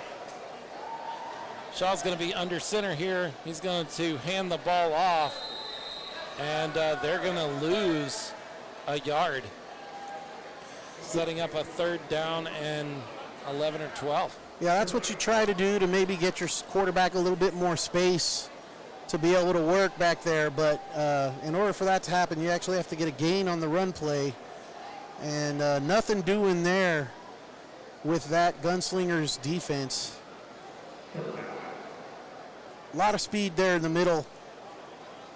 They are excellent against the run. So we're being told from the booth that was counted as a kick safety on the kickoff, which awards 1 point to the San Antonio Gunslingers. So that's why you're seeing a 17-0 lead. The Raiders are going to attempt to run again, and that's still not going to get them anywhere. That's why the score has changed on your scoreboard there at the bottom. It is 17-0. We didn't mess that up because it went out of the back of the end zone in possession of the kick returner. First time we've seen that, so I guess when that happens, Philip, there is no kick after the score. It's the receiving team just takes possession, having given up that point. Because he did not, you must return the ball.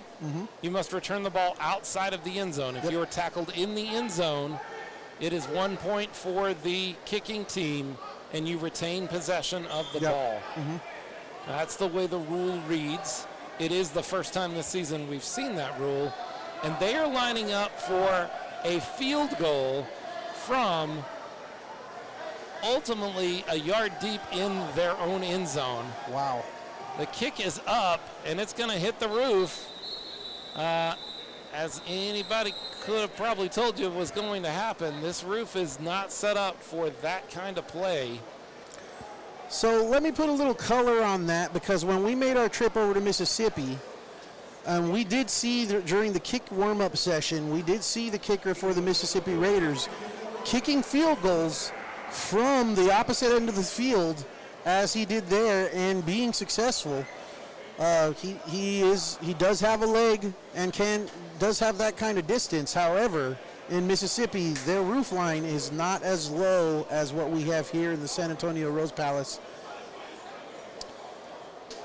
So now we'll have an interesting decision as the officials try to decide where do we put this ball back down at. It looks like it's going to be set on the 5-yard line, which was not the line of scrimmage. Looks The like line of scrimmage was the 4-yard line. Now they are moving that around. They're going to go back to the 5-yard line. one of the Mississippi players didn't like the ball there, so he moved it, and official put it right back.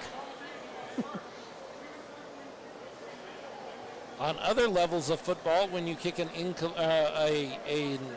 field goal without completing the field goal, the ball goes to where the field goal was attempted from.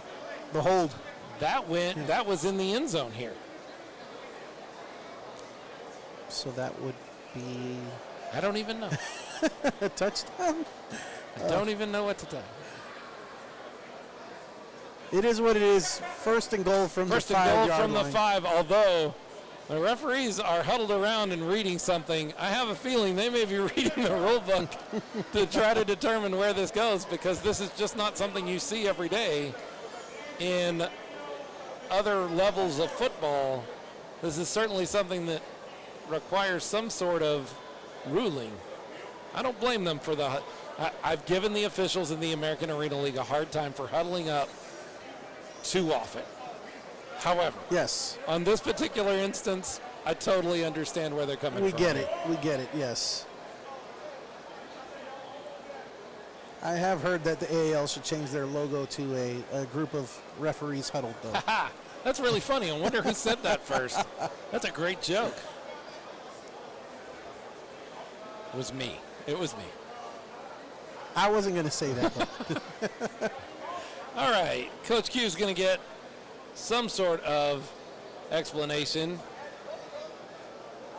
Coach Q and actually his entire coaching staff here getting some explanation. And again, I don't blame them. This is an odd kind of ruling. as we have Gunslingers players on the floor. Add in that it hit the roof, Yes. and who knows what that does Yeah. to this particular kind of play. So a different kind of situation here. If you're one of those folks that is tired of seeing referee huddles and stoppages in play, we commiserate with you. Yes. We have certainly been on the forefront of calling them out on that. This one is a little bit of a strange situation. Yes, understandable. They'll get it all worked out, all figured out for the time being. It remains 17-0 here early in the third quarter, with the San Antonio Gunslingers getting their first opportunity to score some points here in the second half. And no matter where this ball gets placed, it's going to be a short field.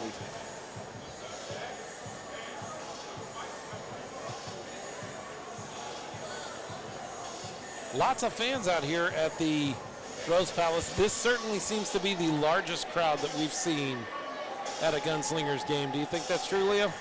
It rivals the first game, yes. I don't know if it's larger than what we saw in the first game, but it's certainly close, if not surpassing it. So the ball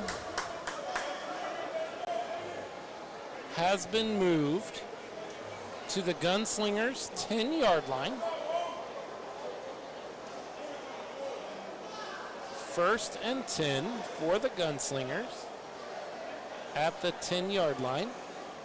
We're going to attempt to get some sort of explanation as to why that would be, because the ball never, ever, ever, ever made it anywhere close to the Gunslingers' 10-yard line. Yeah, this is a unprecedented situation here. But yeah, it looks like at the 10. Jonas Clark back in our booth says it was a touchback, but I'm still not sure how that works. In any case, David Olvera is going to send a receiver in motion. He's going to hand the ball off to Isaiah White. Isaiah White's going to get about 3 yards. And it's going to be 2nd and 7. I'm sure we'll get some sort of explanation as to how that ball could come all the way back here at some point. That really was a good play by the Mississippi defense. That's a play that would catch most defenses off guard and was executed really well. That was a quick snap and handoff, and the play was in motion before you were even really aware what was going on.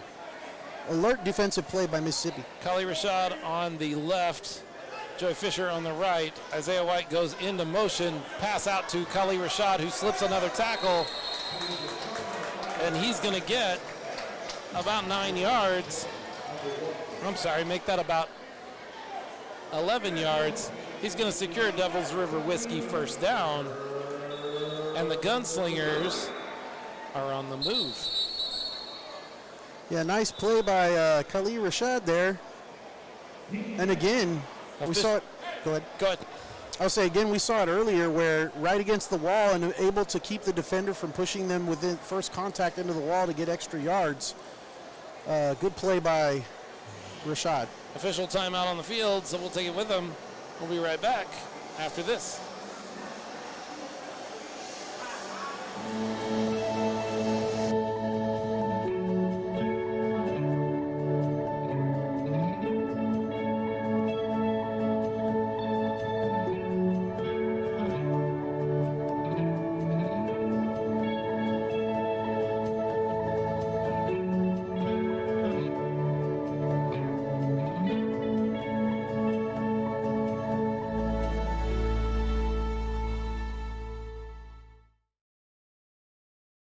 San Antonio Gunslingers football is brought to you by Admiral Power. Admiral Power is San Antonio's premier solar provider, locally owned and operated, saving homeowners thousands in electricity expenses. Admiral Power is shooting down CPS bills daily. That is great news for CPS customers. You now get $3,000 from CPS when you go solar with Admiral Power. And for all you Gunslingers fans, they have special promotions built just for you. Give them a call today for more information. San Antonio Gunslingers game day football, 1st down and 10 for the Gunslingers on the 23-yard line. And David Olvera is going to snap the ball. He's got a little pressure on him. He's going to throw that ball out to Kali Rashad, and I think the pressure forced him to throw that a little quicker than he wanted, unable to complete that pass. 2nd down and 10. Yeah, just beyond the reach of Kali Rashad there, but hanging tough with under pressure there. He knew he was going to take a hit. Almost able to get the ball to Rashad, but just a little off. 2nd down. Receivers on the field for the Gunslingers. Armand Lott, Kali Rashad, and Michael Williams.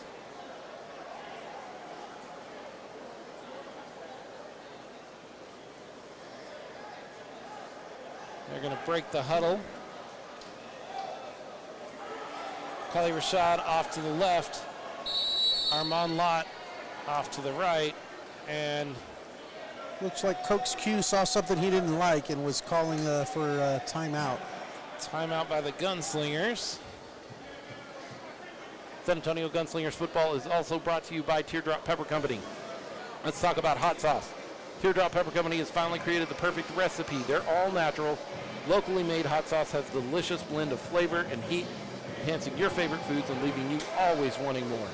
Whether you like the kick of habanero or the smoothness of serrano, it's the best way to spice up your Gunslingers tailgate. Teardrop Pepper Company now has 2 unique flavors available. You can order from their website, teardroppepperco.com, or from their social media pages. Use the offer code ARENA, A-R-E-N-A. Save 10% on your order. Put it on everything. They'll make more. Back after that Gunslingers timeout. David Olvera in a shotgun with Isaiah White beside him. Kali Rashad to his left. Armand Lott to his right. And he's going to send Michael Williams in motion. He drops back, but he's got pressure again. This time he's going to move out a little bit, throw the ball over to Armand Lott. Unable to complete it because between Armand Lott and David Olvera, there was a guy in gray. And that makes it hard to complete that pass. Yeah, difficult pass to complete. Nearly did it, though. Nice escapability there by Olvera, using the wheels. Olvera able to escape out of the pocket. Stays in the backfield and keeps his eyes down the field looking for a receiver. Yeah. So that'll set up 3rd down. 3rd down and 10 from the 23-yard line for David Olvera. He's got Armand Lott and Kali Rashad off to his left. Sean Mueller will eventually be off to his right. There he goes. Isaiah White in the backfield with him. Mueller will go into motion right to left. Somebody jumping Free before play. the play, free play. And Sean Mueller unable to reach through the defender and bring that ball in. But that's okay. It was a free play all the way around. The Mississippi Raiders were well offsides by the time that ball was snapped. Yep, got a little jumpy on the right side of the defensive line there. Mueller went in motion. I was And surprised. he jumped. I was surprised the play was not whistled dead. He jumped so quickly or so much offsides Yeah. that it required the offensive line of the Gunslingers to react, and they were actually in motion before the ball was snapped. Usually, that will cause the play to be whistled dead. Not in this case. 3rd down and 3, 4, 5. 3rd down and 5. 3rd and, yeah, about 5, maybe. Looks like 4 from here. The unusual happens here in the Rose Palace, we've learned. Gunslingers. Olvera takes a snap. He looks downfield. He finds Kali Rashad. It's going to be good enough for a Devil's River Whiskey 1st down. Yeah, another good job by Olvera, rolling out to his left, looking for Kali Rashad, waiting for him to get open in position, delivering a perfect strike for that first down.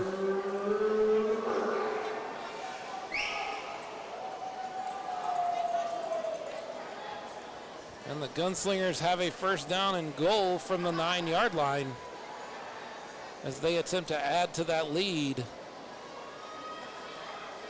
Olvera in the shotgun with Kali Rashad and Armand Lott to the left. Sean Mueller to the right and in motion. He will hand the ball off to Isaiah White, who finds a little bit of room and gets about 4 yards up to the 5-yard line, setting up second down and goal from there.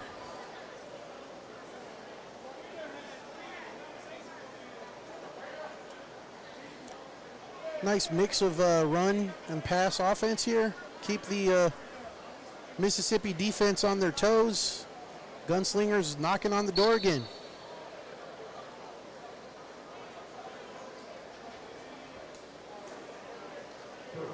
Should be second down and goal. The marker on the sideline says first down. I don't think that's right. Could be right. I don't think that's right. I agree with you, it's not right. Olvera in the shotgun. Mueller and Rashad off to his left. Armand Lott in motion to his right.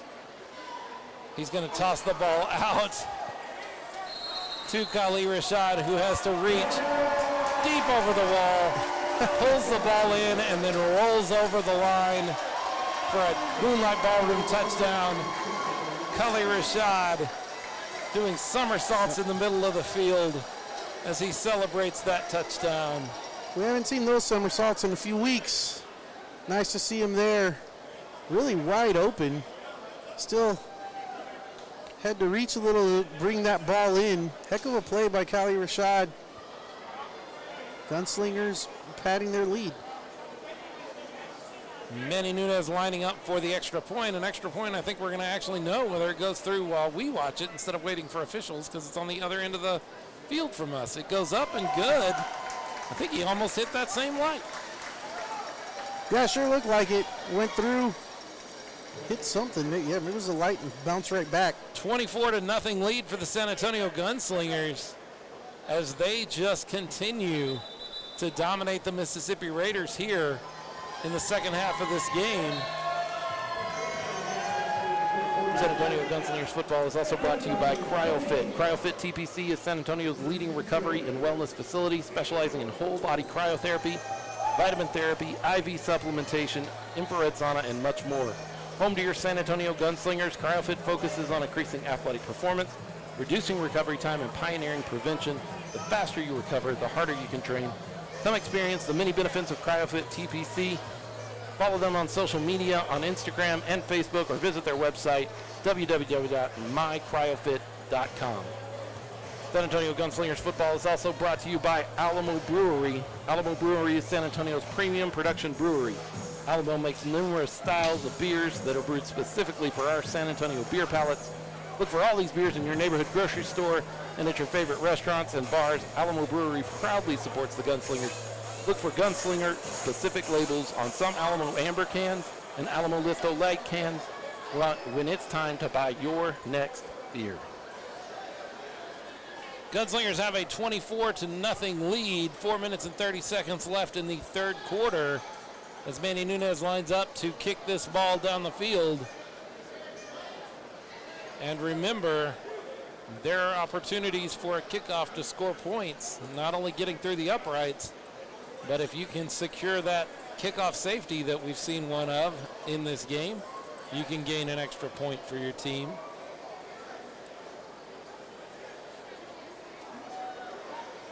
Manny waiting for the whistle that tells him it's okay to play.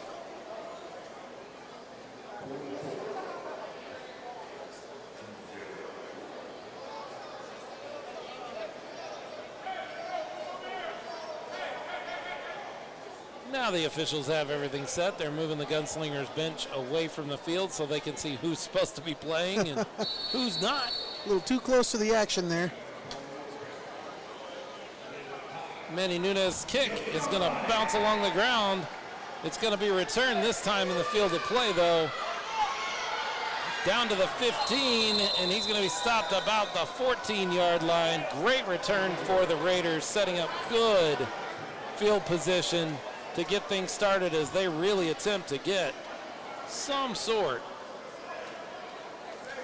of points on the board. Good return there, setting up Mississippi with, I think, maybe the best field position they've had in this game throughout the course of the game. Gunslingers defense going to have to dig in here to see if they can hold on to this shutout. That's not something they're scared to do, though. Definitely not.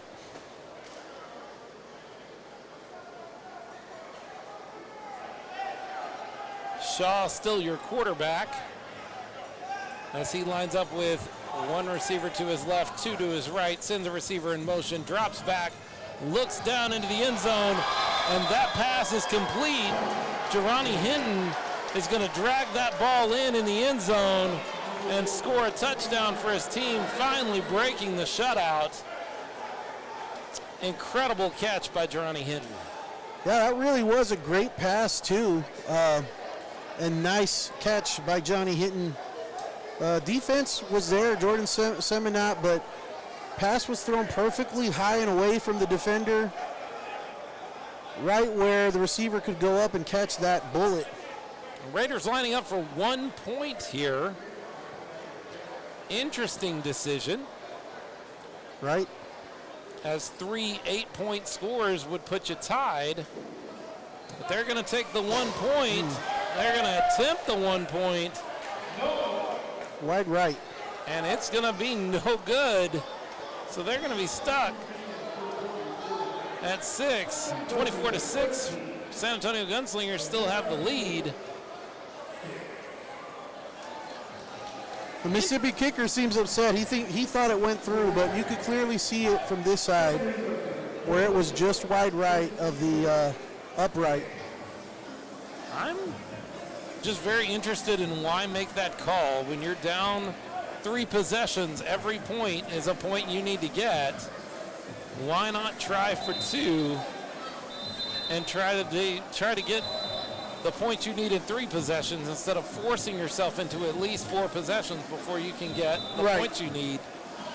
Right, with the score differential what it is, you need 3 8-point possessions to get back to a tie. So interesting decision.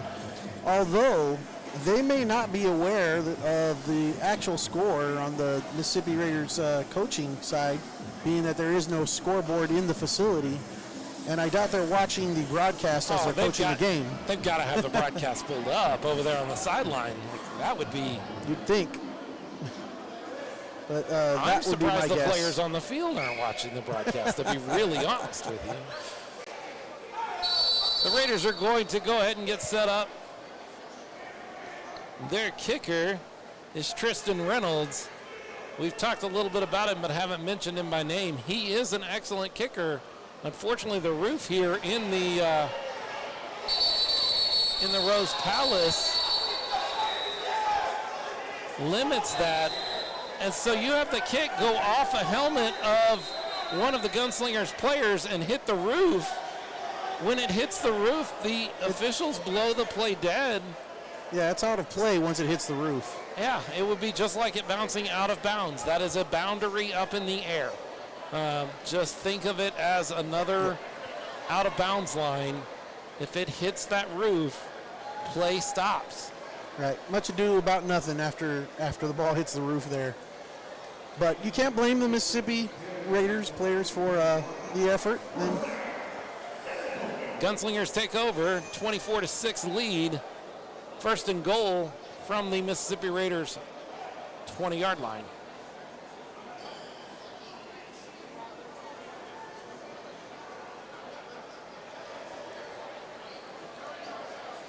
Receivers in the game for the Gunslingers. You've got Michael Williams, Armand Lott, and Kali Rashad.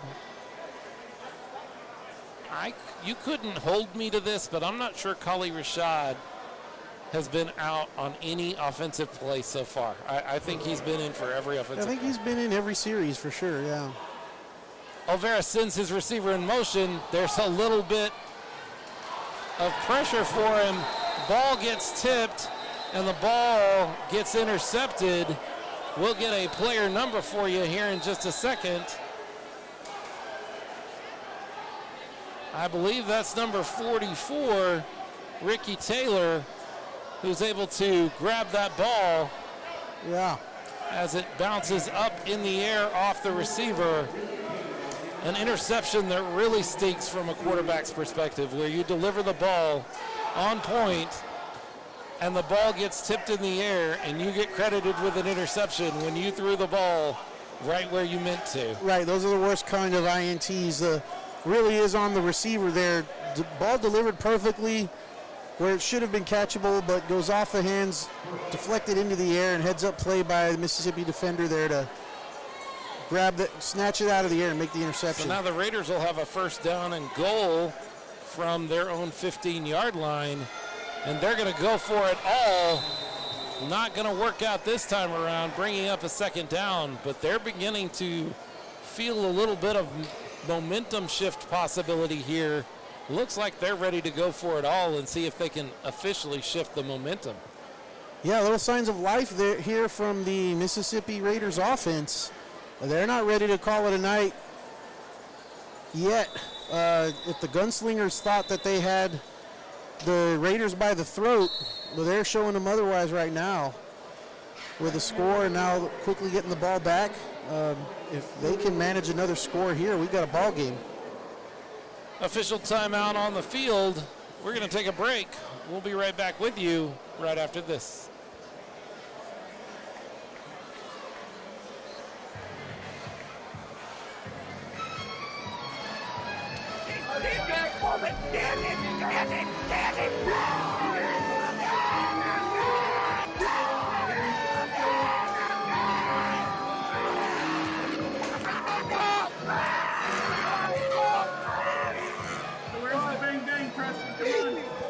I can't breathe. I can't breathe. Hope Sports Radio. Come find us in Southtown.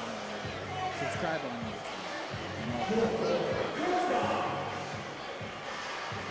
So as we head into the fourth quarter here in San Antonio at the San Antonio Rose Palace, the Mississippi Raiders are beginning to feel a little life. They're down by 18 points, but they've just secured an interception to give them an opportunity to pull within. Oh, and the snap goes over the head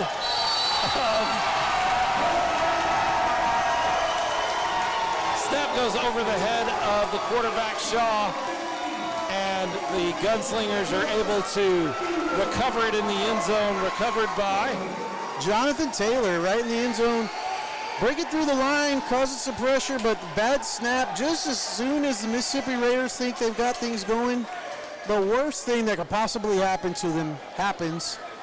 And credit to the Gunslingers defense there. And Jonathan Taylor coming in, making the huge recovery in the end zone. Touchdown for the Gunslingers defense. 30-6 lead as they line up for the extra point. And everything that the Mississippi Raiders thought they felt with momentum shifting is now gone, with the momentum being squarely on the Gunslinger side at this point of the game.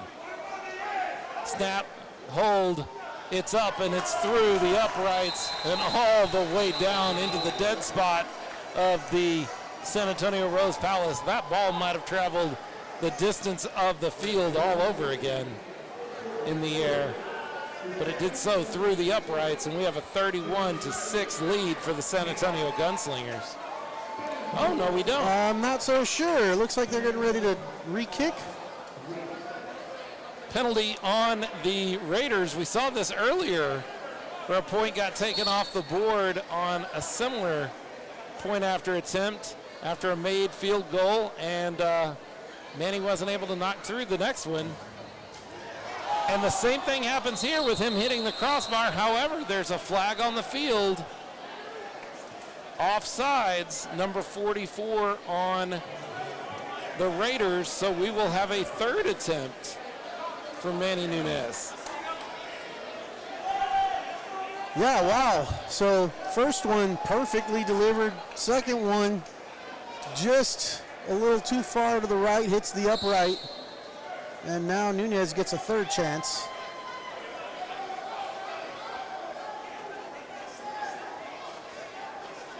Snap, hold, kick is up, and it's blocked.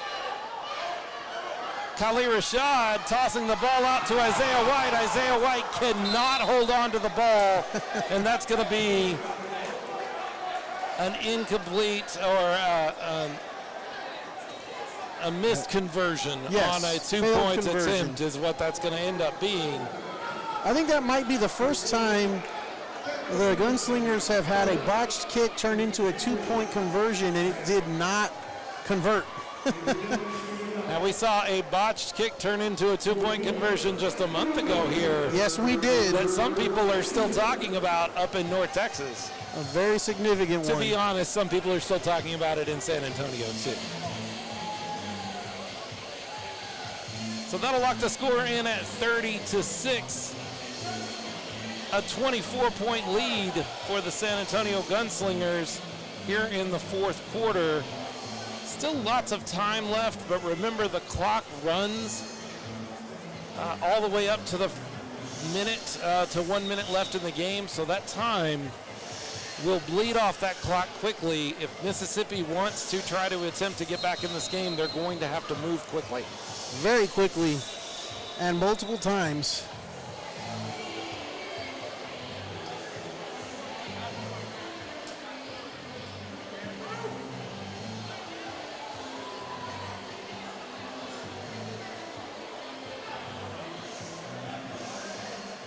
Nice turnout by the fans here tonight, Philip. Lots of fans here in the San Antonio Rose Palace for this final home game of the season. Hope to see lots of you make the drive up to North Richland Hills to the NYTEX Sports Center on June 6th for what will ultimately be the AAL West Championship game if the San Antonio Gunslingers are able to hold on to this score. Actually, I think even if they were to lose this game, it still would be that. Ball bounces and goes out of bounds. That means it'll come back to the 5-yard line. Ball that bounces in play is supposed to be ruled returnable.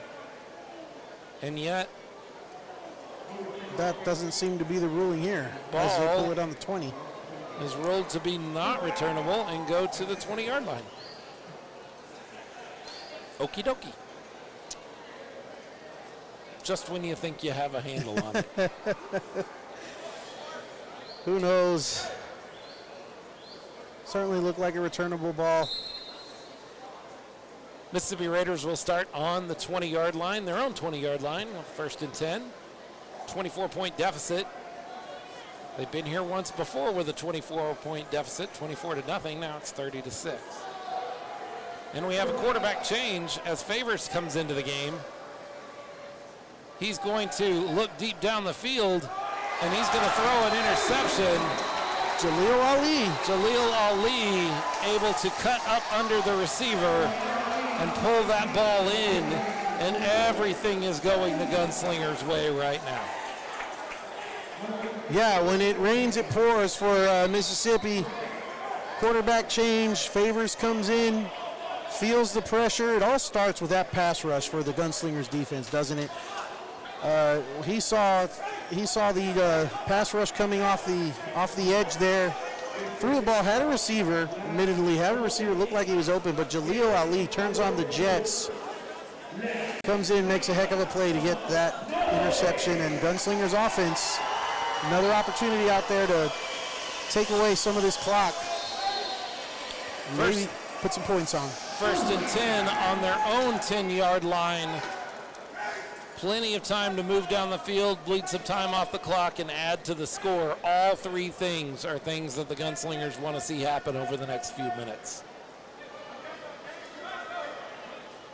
David Olvera sends his receiver in motion, hands off to that receiver. That is Sean Mueller.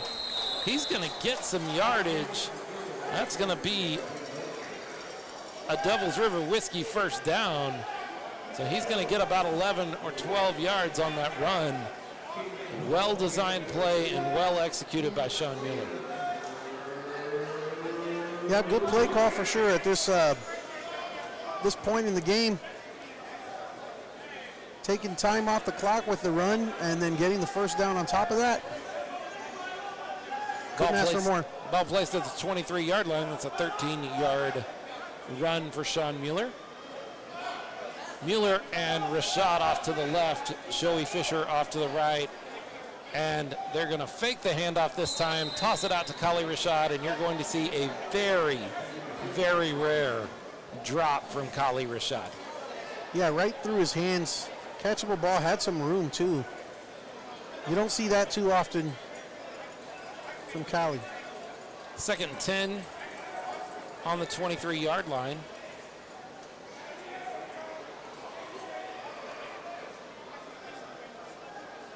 Olvera back in the shotgun. Mueller off to his right. Joey Fisher and Kali Rashad off to his left. Mueller will move right to left in motion. The ball will get tossed out to Mueller, and he was open, but he wasn't ready for that pass yet. Yeah, not sure if that was meant for Mueller or for Joey Fisher. They were both kind of in the projection of that ball, the trajectory of that ball.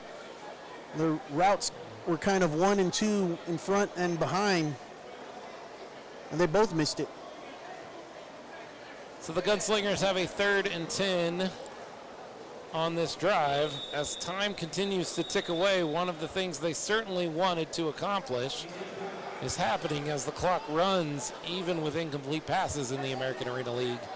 And now we're going to have a timeout on the field, and we'll take it with them.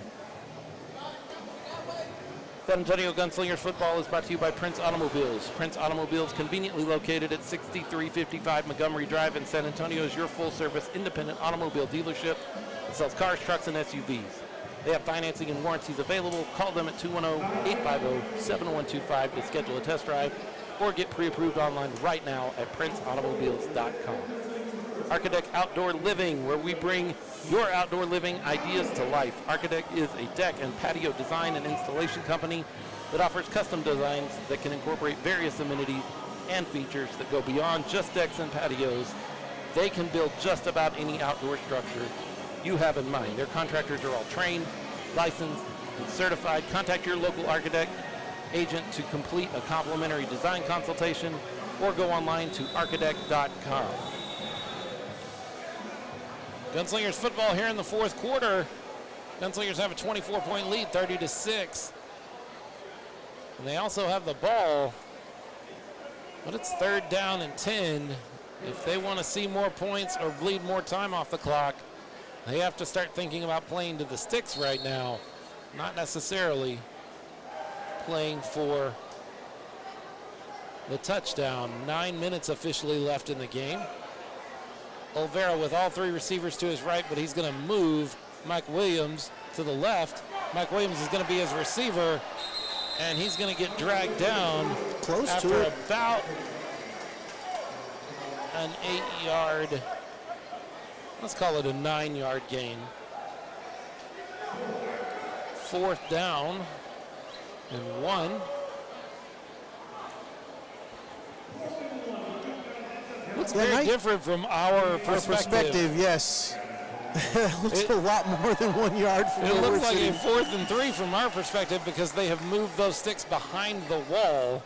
But we're able to see there on the coverage like you are that it is a 4th down and 1. Olvera sends his receiver in motion, snaps the ball, hands the ball off to Isaiah White, but I think Mike Williams was beyond the line by the time the ball was snapped, and that's going to cause a stop and play and a penalty. Oh, no, it's not. It's going to be a penalty the other direction and give the Gunslingers a Devil's River Whiskey 1st down. Yeah, not sure if someone moved on the Mississippi side, but I saw what you saw. I thought maybe Mike Williams might have been offsides before the ball was snapped. Well, they give a generous 1.5 yard cushion for receivers to be beyond the line. And when I say generous, yes, I mean generous. Yes. So I was surprised that they had called it, but they're well within their rights to. Olvera set up with 2 receivers off to his left, 1 to his right. He will move Mike Williams from his right to his left. Pass the ball over to Isaiah White on the right. That whole area that was empty after moving the receiver, just a little tall for Isaiah Williams. Isaiah White, and he's not able to drag it in. He was just too open.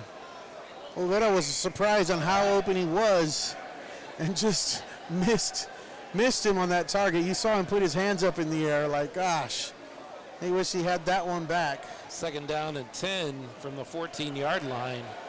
Time continues to tick away for the Mississippi Raiders, and that's exactly what the Gunslingers want to see. You'd love to have points at the end of this drive, but the more important thing is just moving time off that clock. Yep. Olvera with 2 receivers to his left, 1 to his right. Mike Williams will go in motion from right to left. Ball gets thrown out, tipped and intercepted again. Intercepting player is number 1, Jerani Hinton. That is 2 interceptions that will go on David Olvera's stat sheet that don't belong to him at all. No. Yet another ball thrown right in the hands of the receiver. Not able to pull that in, and unfortunately for Gunslingers, fortunately for Mississippi, ends up in the hands of a defender. If Mississippi has any desire to make this game a game, they have to score quickly on this drive. Possession. Yeah. Number 12, Shaw, back in the game. He's going to send his receiver in motion from left to right. Toss the ball over to Jordan Gandy, that receiver, who's going to get a few yards. Let's say 4. But there's also flag a flag on the field. It looked like an illegal procedure signal. Didn't see which team. Illegal procedure on the Mississippi Raiders. That's going to move them back 5 yards and give them another opportunity with a 1st down. They're going to wave that flag off. Well, after talking about it, yeah, it looks like they're waving it off. Yep, no flag on the play. So the ball will get moved up to the result of the play. That's the 21-yard line. Gunslingers defense talking about some things. They know if they can make a stop here.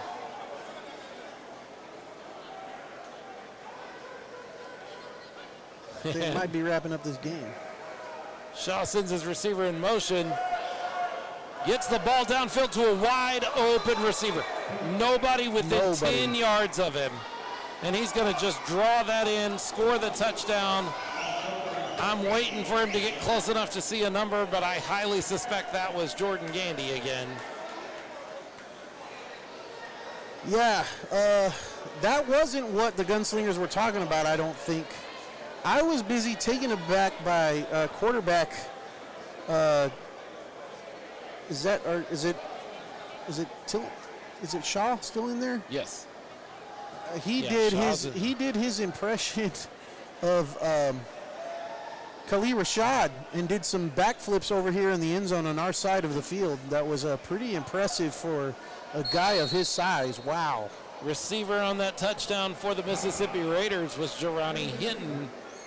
Same guy that made the interception, so he's doing it all over the field.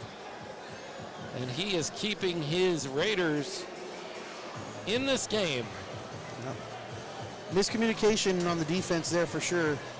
Hinton was wide open, no one near him. 30-12, 18-point lead for the Gunslingers, but still enough time left on the clock that this could become a game with a couple of more miscues by the Gunslingers.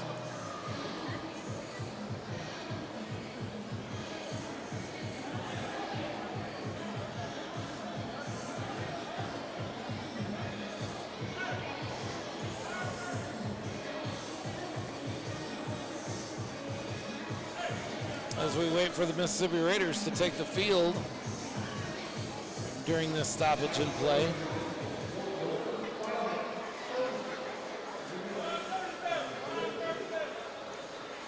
They'll take the field with their offense attempting to score that 2-point conversion that will leave them 16 points down instead of 18 points down if they're able to convert. Handoff, and that's not going anywhere, as he is tackled not only by Gunslingers players, but kind of by a Mississippi Raiders player as well. Yeah, no, it was Ivan Resendez back there to make that play, but there was a Mississippi Raiders player there that kind of impeded the progress of the runner. He kind of used his the blocker that was on him as a weapon against the ball carrier. Shoved him into the path of him, and that caused the end of that play. 30-12, that'll be your score for the time being. Yep, defense coming off the field, not looking happy with themselves. They stopped the extra point, 2-point conversion, but give up the score. And that's how quickly things can change. Simply 2 rough plays in a row, or if they're close together for the Gunslingers, allows the Mississippi Raiders to double their score. There was the tipped ball interception, and then the blown coverage that allowed a wide open receiver in the middle of the field. And all of a sudden, things look a little different. 5:30 is your official time.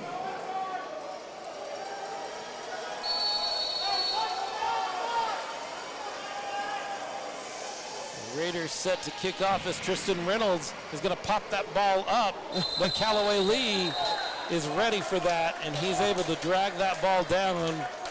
Kicked it directly to Callaway Lee, almost as if they targeted him, and he showed him with his hands how he's not the guy to target. He jumped up in the air, received the kick, caught it, brought it down, had a Raiders player run into him trying to dislodge that ball, and by the end of it, Callaway Lee standing on his feet, and that Raiders player is down on the ground holding his head because that hit was harder than he expected. That's what you get with Callaway Lee. That's what happens. Callaway Lee's a guy that when he runs the ball, it takes 4, 5, 6 guys to get him down. Olvera will have 2 to his left, 1 to his right. That's Joey Fisher to his right. Kali Rashad and Sean Mueller dropped back, who will go in motion to his left. Ball gets snapped late, and that'll move the Gunslingers back 5 yards. 1st and 15 now from the 20-yard line.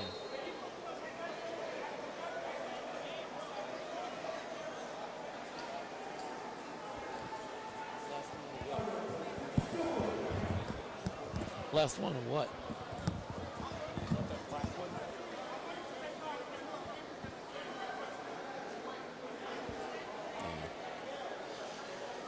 Gunslingers lining up on a 1st and 15 on their 20-yard line.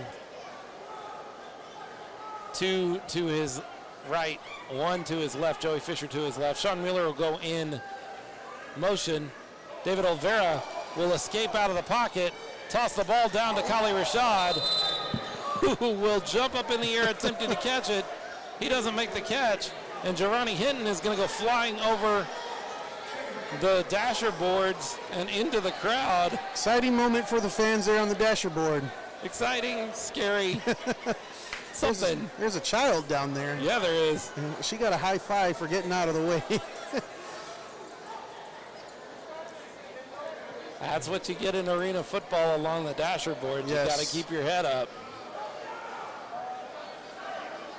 Well, Vera and Rashad nearly made that play. Incredibly athletic players from both of those players, both Jerani Hinton and Kali Rashad. Olvera will send Sean Mueller into motion, drop back and toss the ball out to Kali Rashad, who will slip through and gain about 8 yards.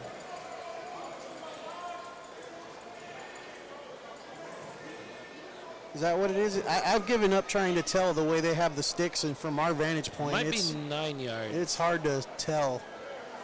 I believe this is going to be a 3rd down and 6.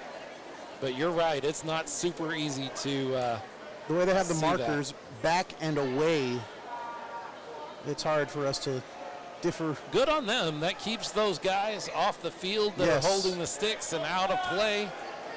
Makes things a little more difficult for us, but safety's more important than us being able to see exactly what we want to see. Olvera drops back, throws the ball out quickly to Kali Rashad, who leapfrogs a defender. I think that was Durrani Hinton that he jumped up over. Didn't last very long, but he did get another 3 or 4 yards. Setting up a 4th down and 2 or 3. I'm going to call it 2. He lost his shoe in the progress there, so he's got to come off the field. But yeah, another athletic play by Rashad to get a couple extra yards. Ball is set at the 7-yard line. They have to gain the 5 for a first down, so that is 4th down and 2. I can math. Olvera hands the ball off to Isaiah White, who gets to the 5 just barely, but there's a penalty on the play, and there's some jawing from Joey Fisher, and one of the, that's Dennis Trotter of the Raiders.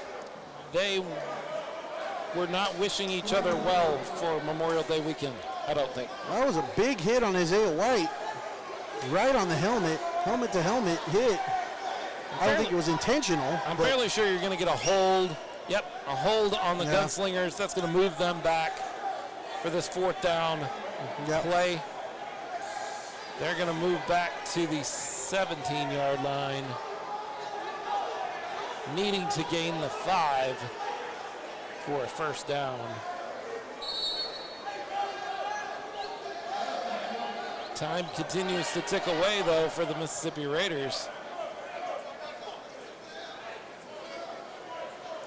Yeah, Gunslingers taking their time in the huddle.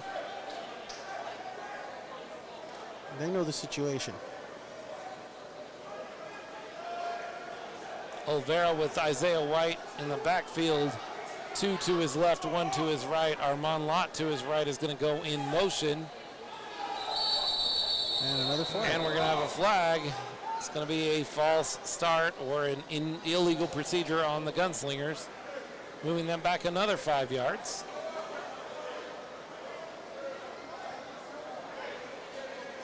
And they are back at the 22-yard line, needing to gain the 5. Yeah, they've managed to put themselves in a position where might be better served to try and kick a field goal with Nunez here. That's not what they're going to do. Nope. They're going to take the field with their offense and attempt to add to the score.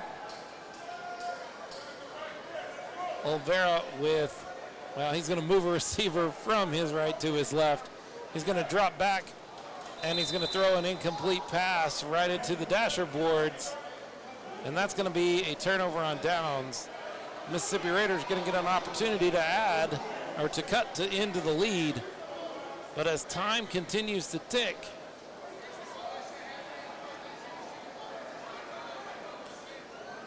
yep, they're running out of time. Their opportunity to cut into this 18-point lead is one thing. Their opportunity to take over this game is another, as time continues to tick away.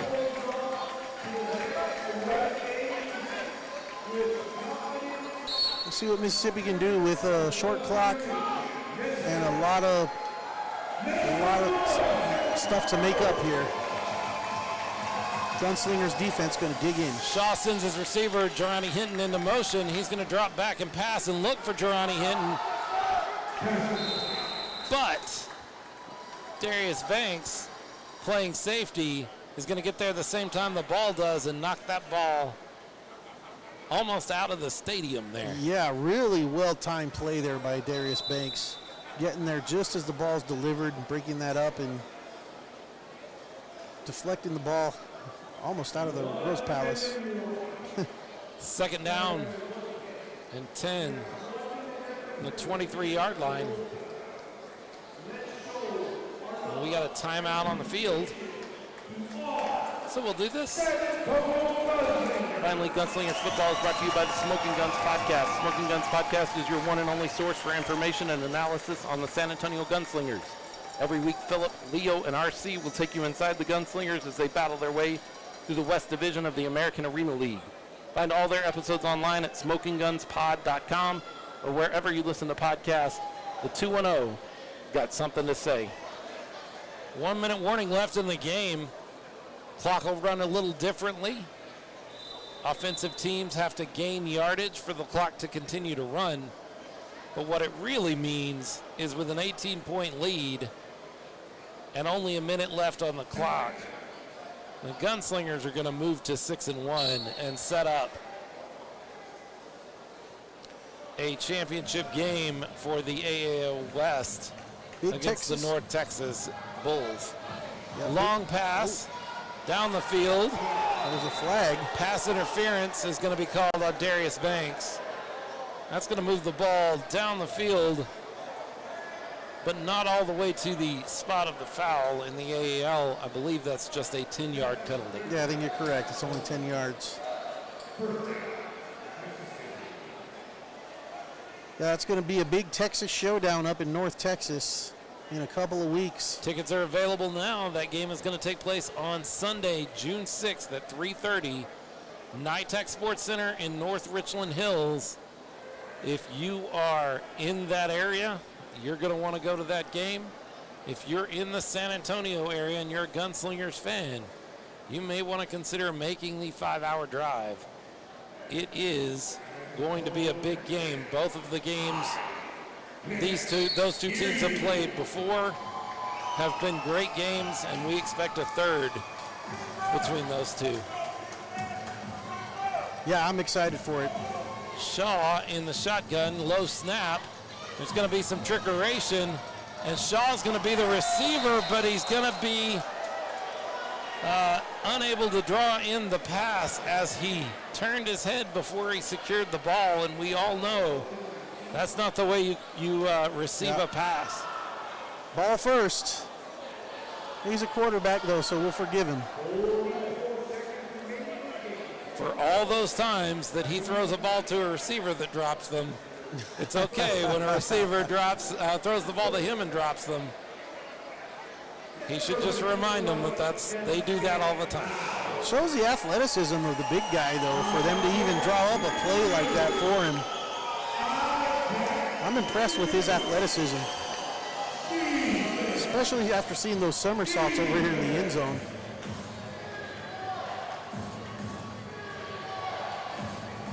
Final minute of the game here in San Antonio. Final minute of the final game in the San Antonio Rose Palace for the season.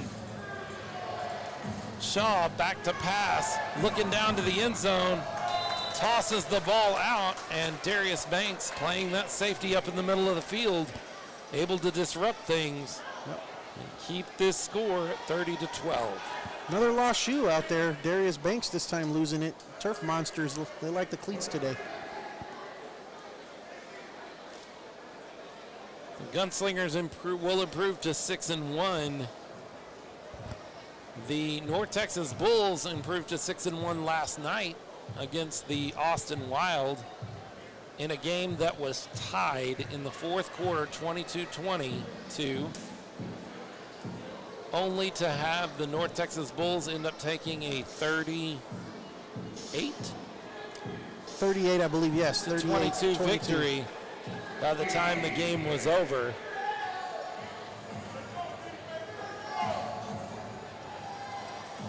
Shaw sends his receiver in motion, drops back and looks out to the side, finds his receiver, and his receiver somehow stays on his feet. Did he? I thought he was down. It seemed like he was down. Girani Hinton, it's his legs taken out from under him, but somehow the play is not whistled dead. I'll be honest with you, we didn't have a real good vantage point on it, Yeah. but wow. I don't know how he could have stayed on his feet. An impressive The way play he was for him hit. to stay live. Timeout on the field. I'm impressed every week by the athletes we have in this division. Well, Mississippi is not in the division, but just in this AAL, these teams that we've seen, I'm impressed every week with the athleticism we see out there. Mississippi will drop to 3-4, unable to battle for their division championship, unfortunately, because they have a juggernaut in their division. Yes. The Charlotte Thunder have played 8 games. You know how many of those they've won? All 8, maybe? 8 games. And by big scores.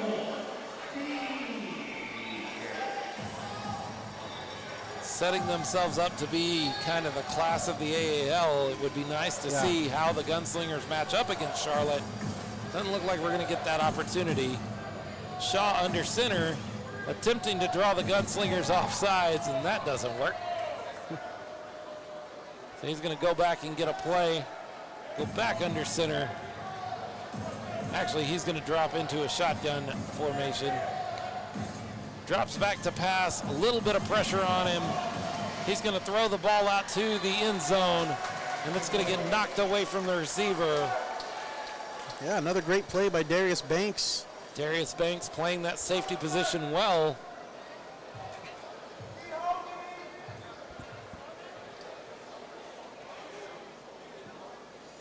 Great coverage by these Gunslingers defensive backs. We've seen Jaleel Ali make some plays. We've seen Darius Banks make some plays. That's a turnover on downs.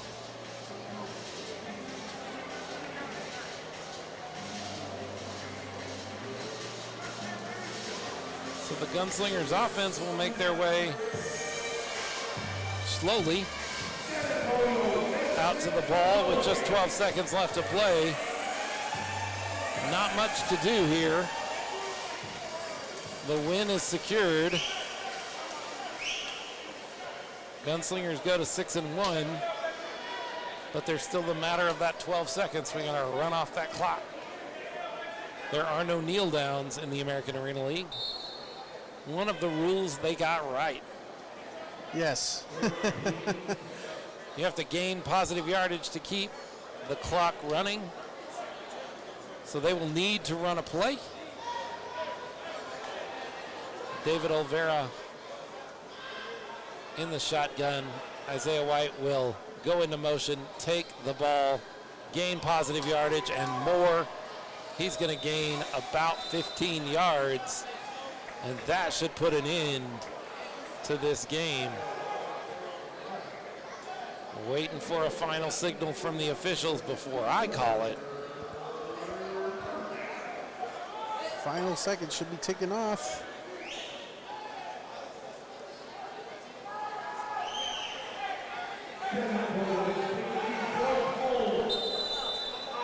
Ball game. There it is. There you go. Final score, 30-12. The Gunslingers take the victory from the Mississippi Raiders and move to 6-1 on the season. We're going to take one final break. When we get back, we'll do a quick post-game show, and then we'll see you in North Richland Hills, question mark? Maybe. Stick with us. We'll be right back after this.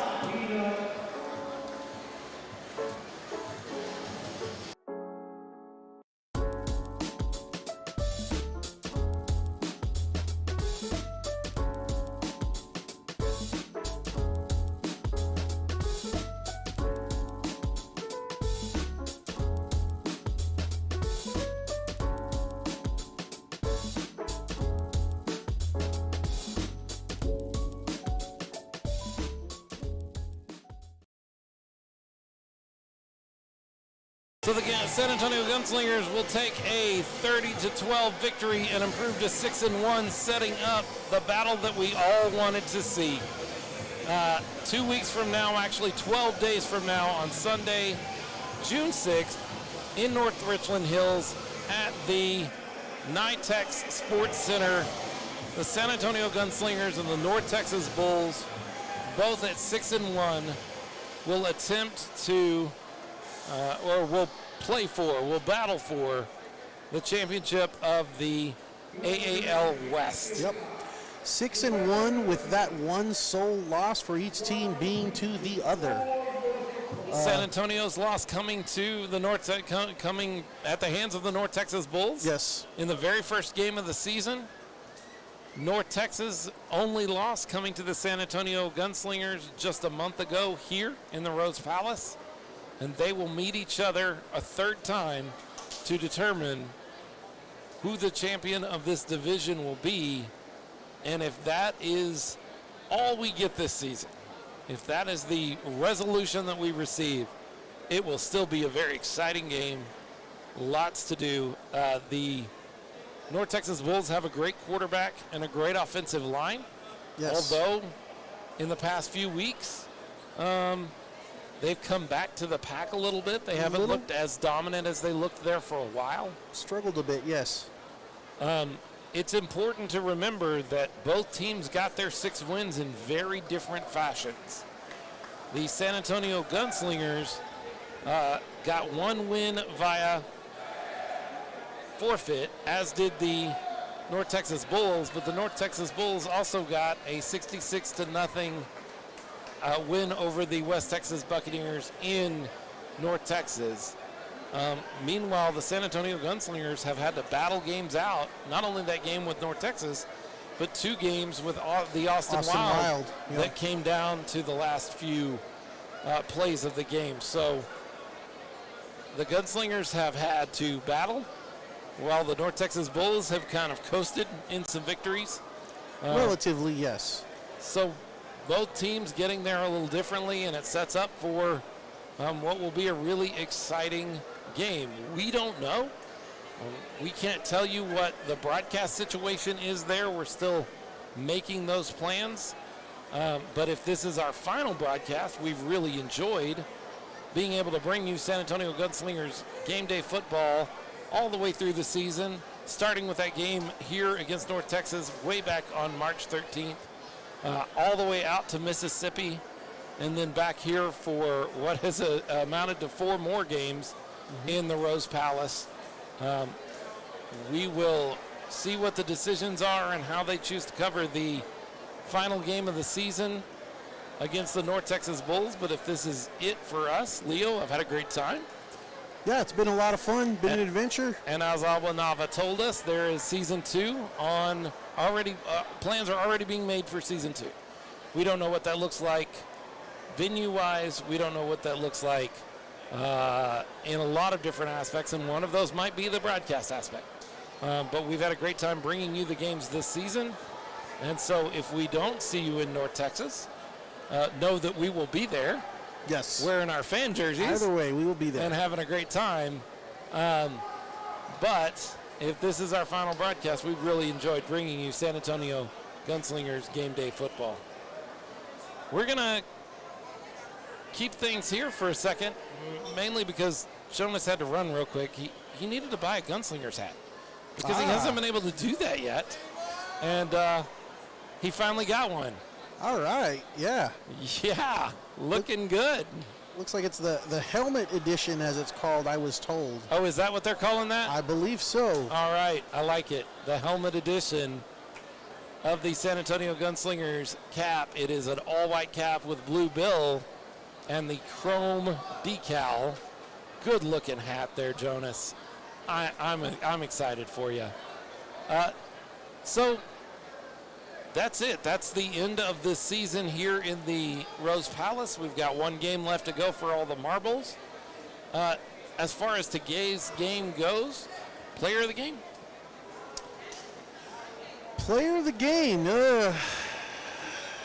That's a good one because so many good. There was a lot of great plays by different players on this Gunslingers team, both offense and defense. If I had to choose one, I go with Khalil Rashad. Gotcha. Khalil Rashad. I agree. And you?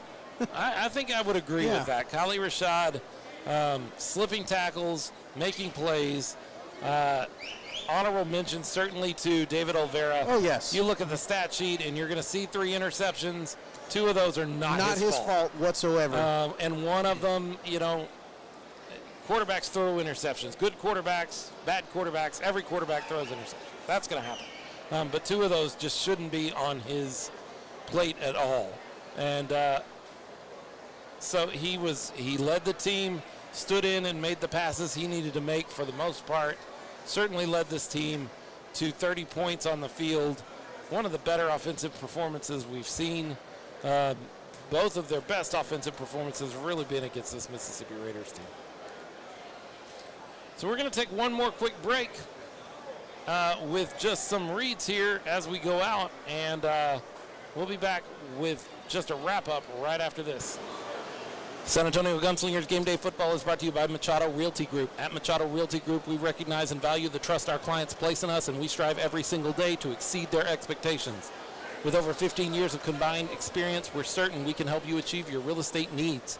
Our number one goal is to ensure that the buying and selling process is fun, easy, and stress-free for all of our clients. We would love to work with you. For a free consultation, please call Osvaldo Machado at 210-460-8882.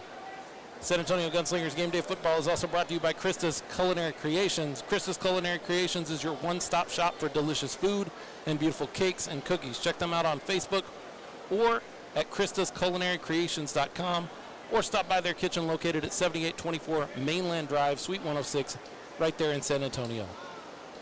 This copyrighted broadcast is presented by the San Antonio Gunslingers and Smoking Guns Productions. No images or videos may be reproduced or retransmitted in part or in full in any form without expressed written consent.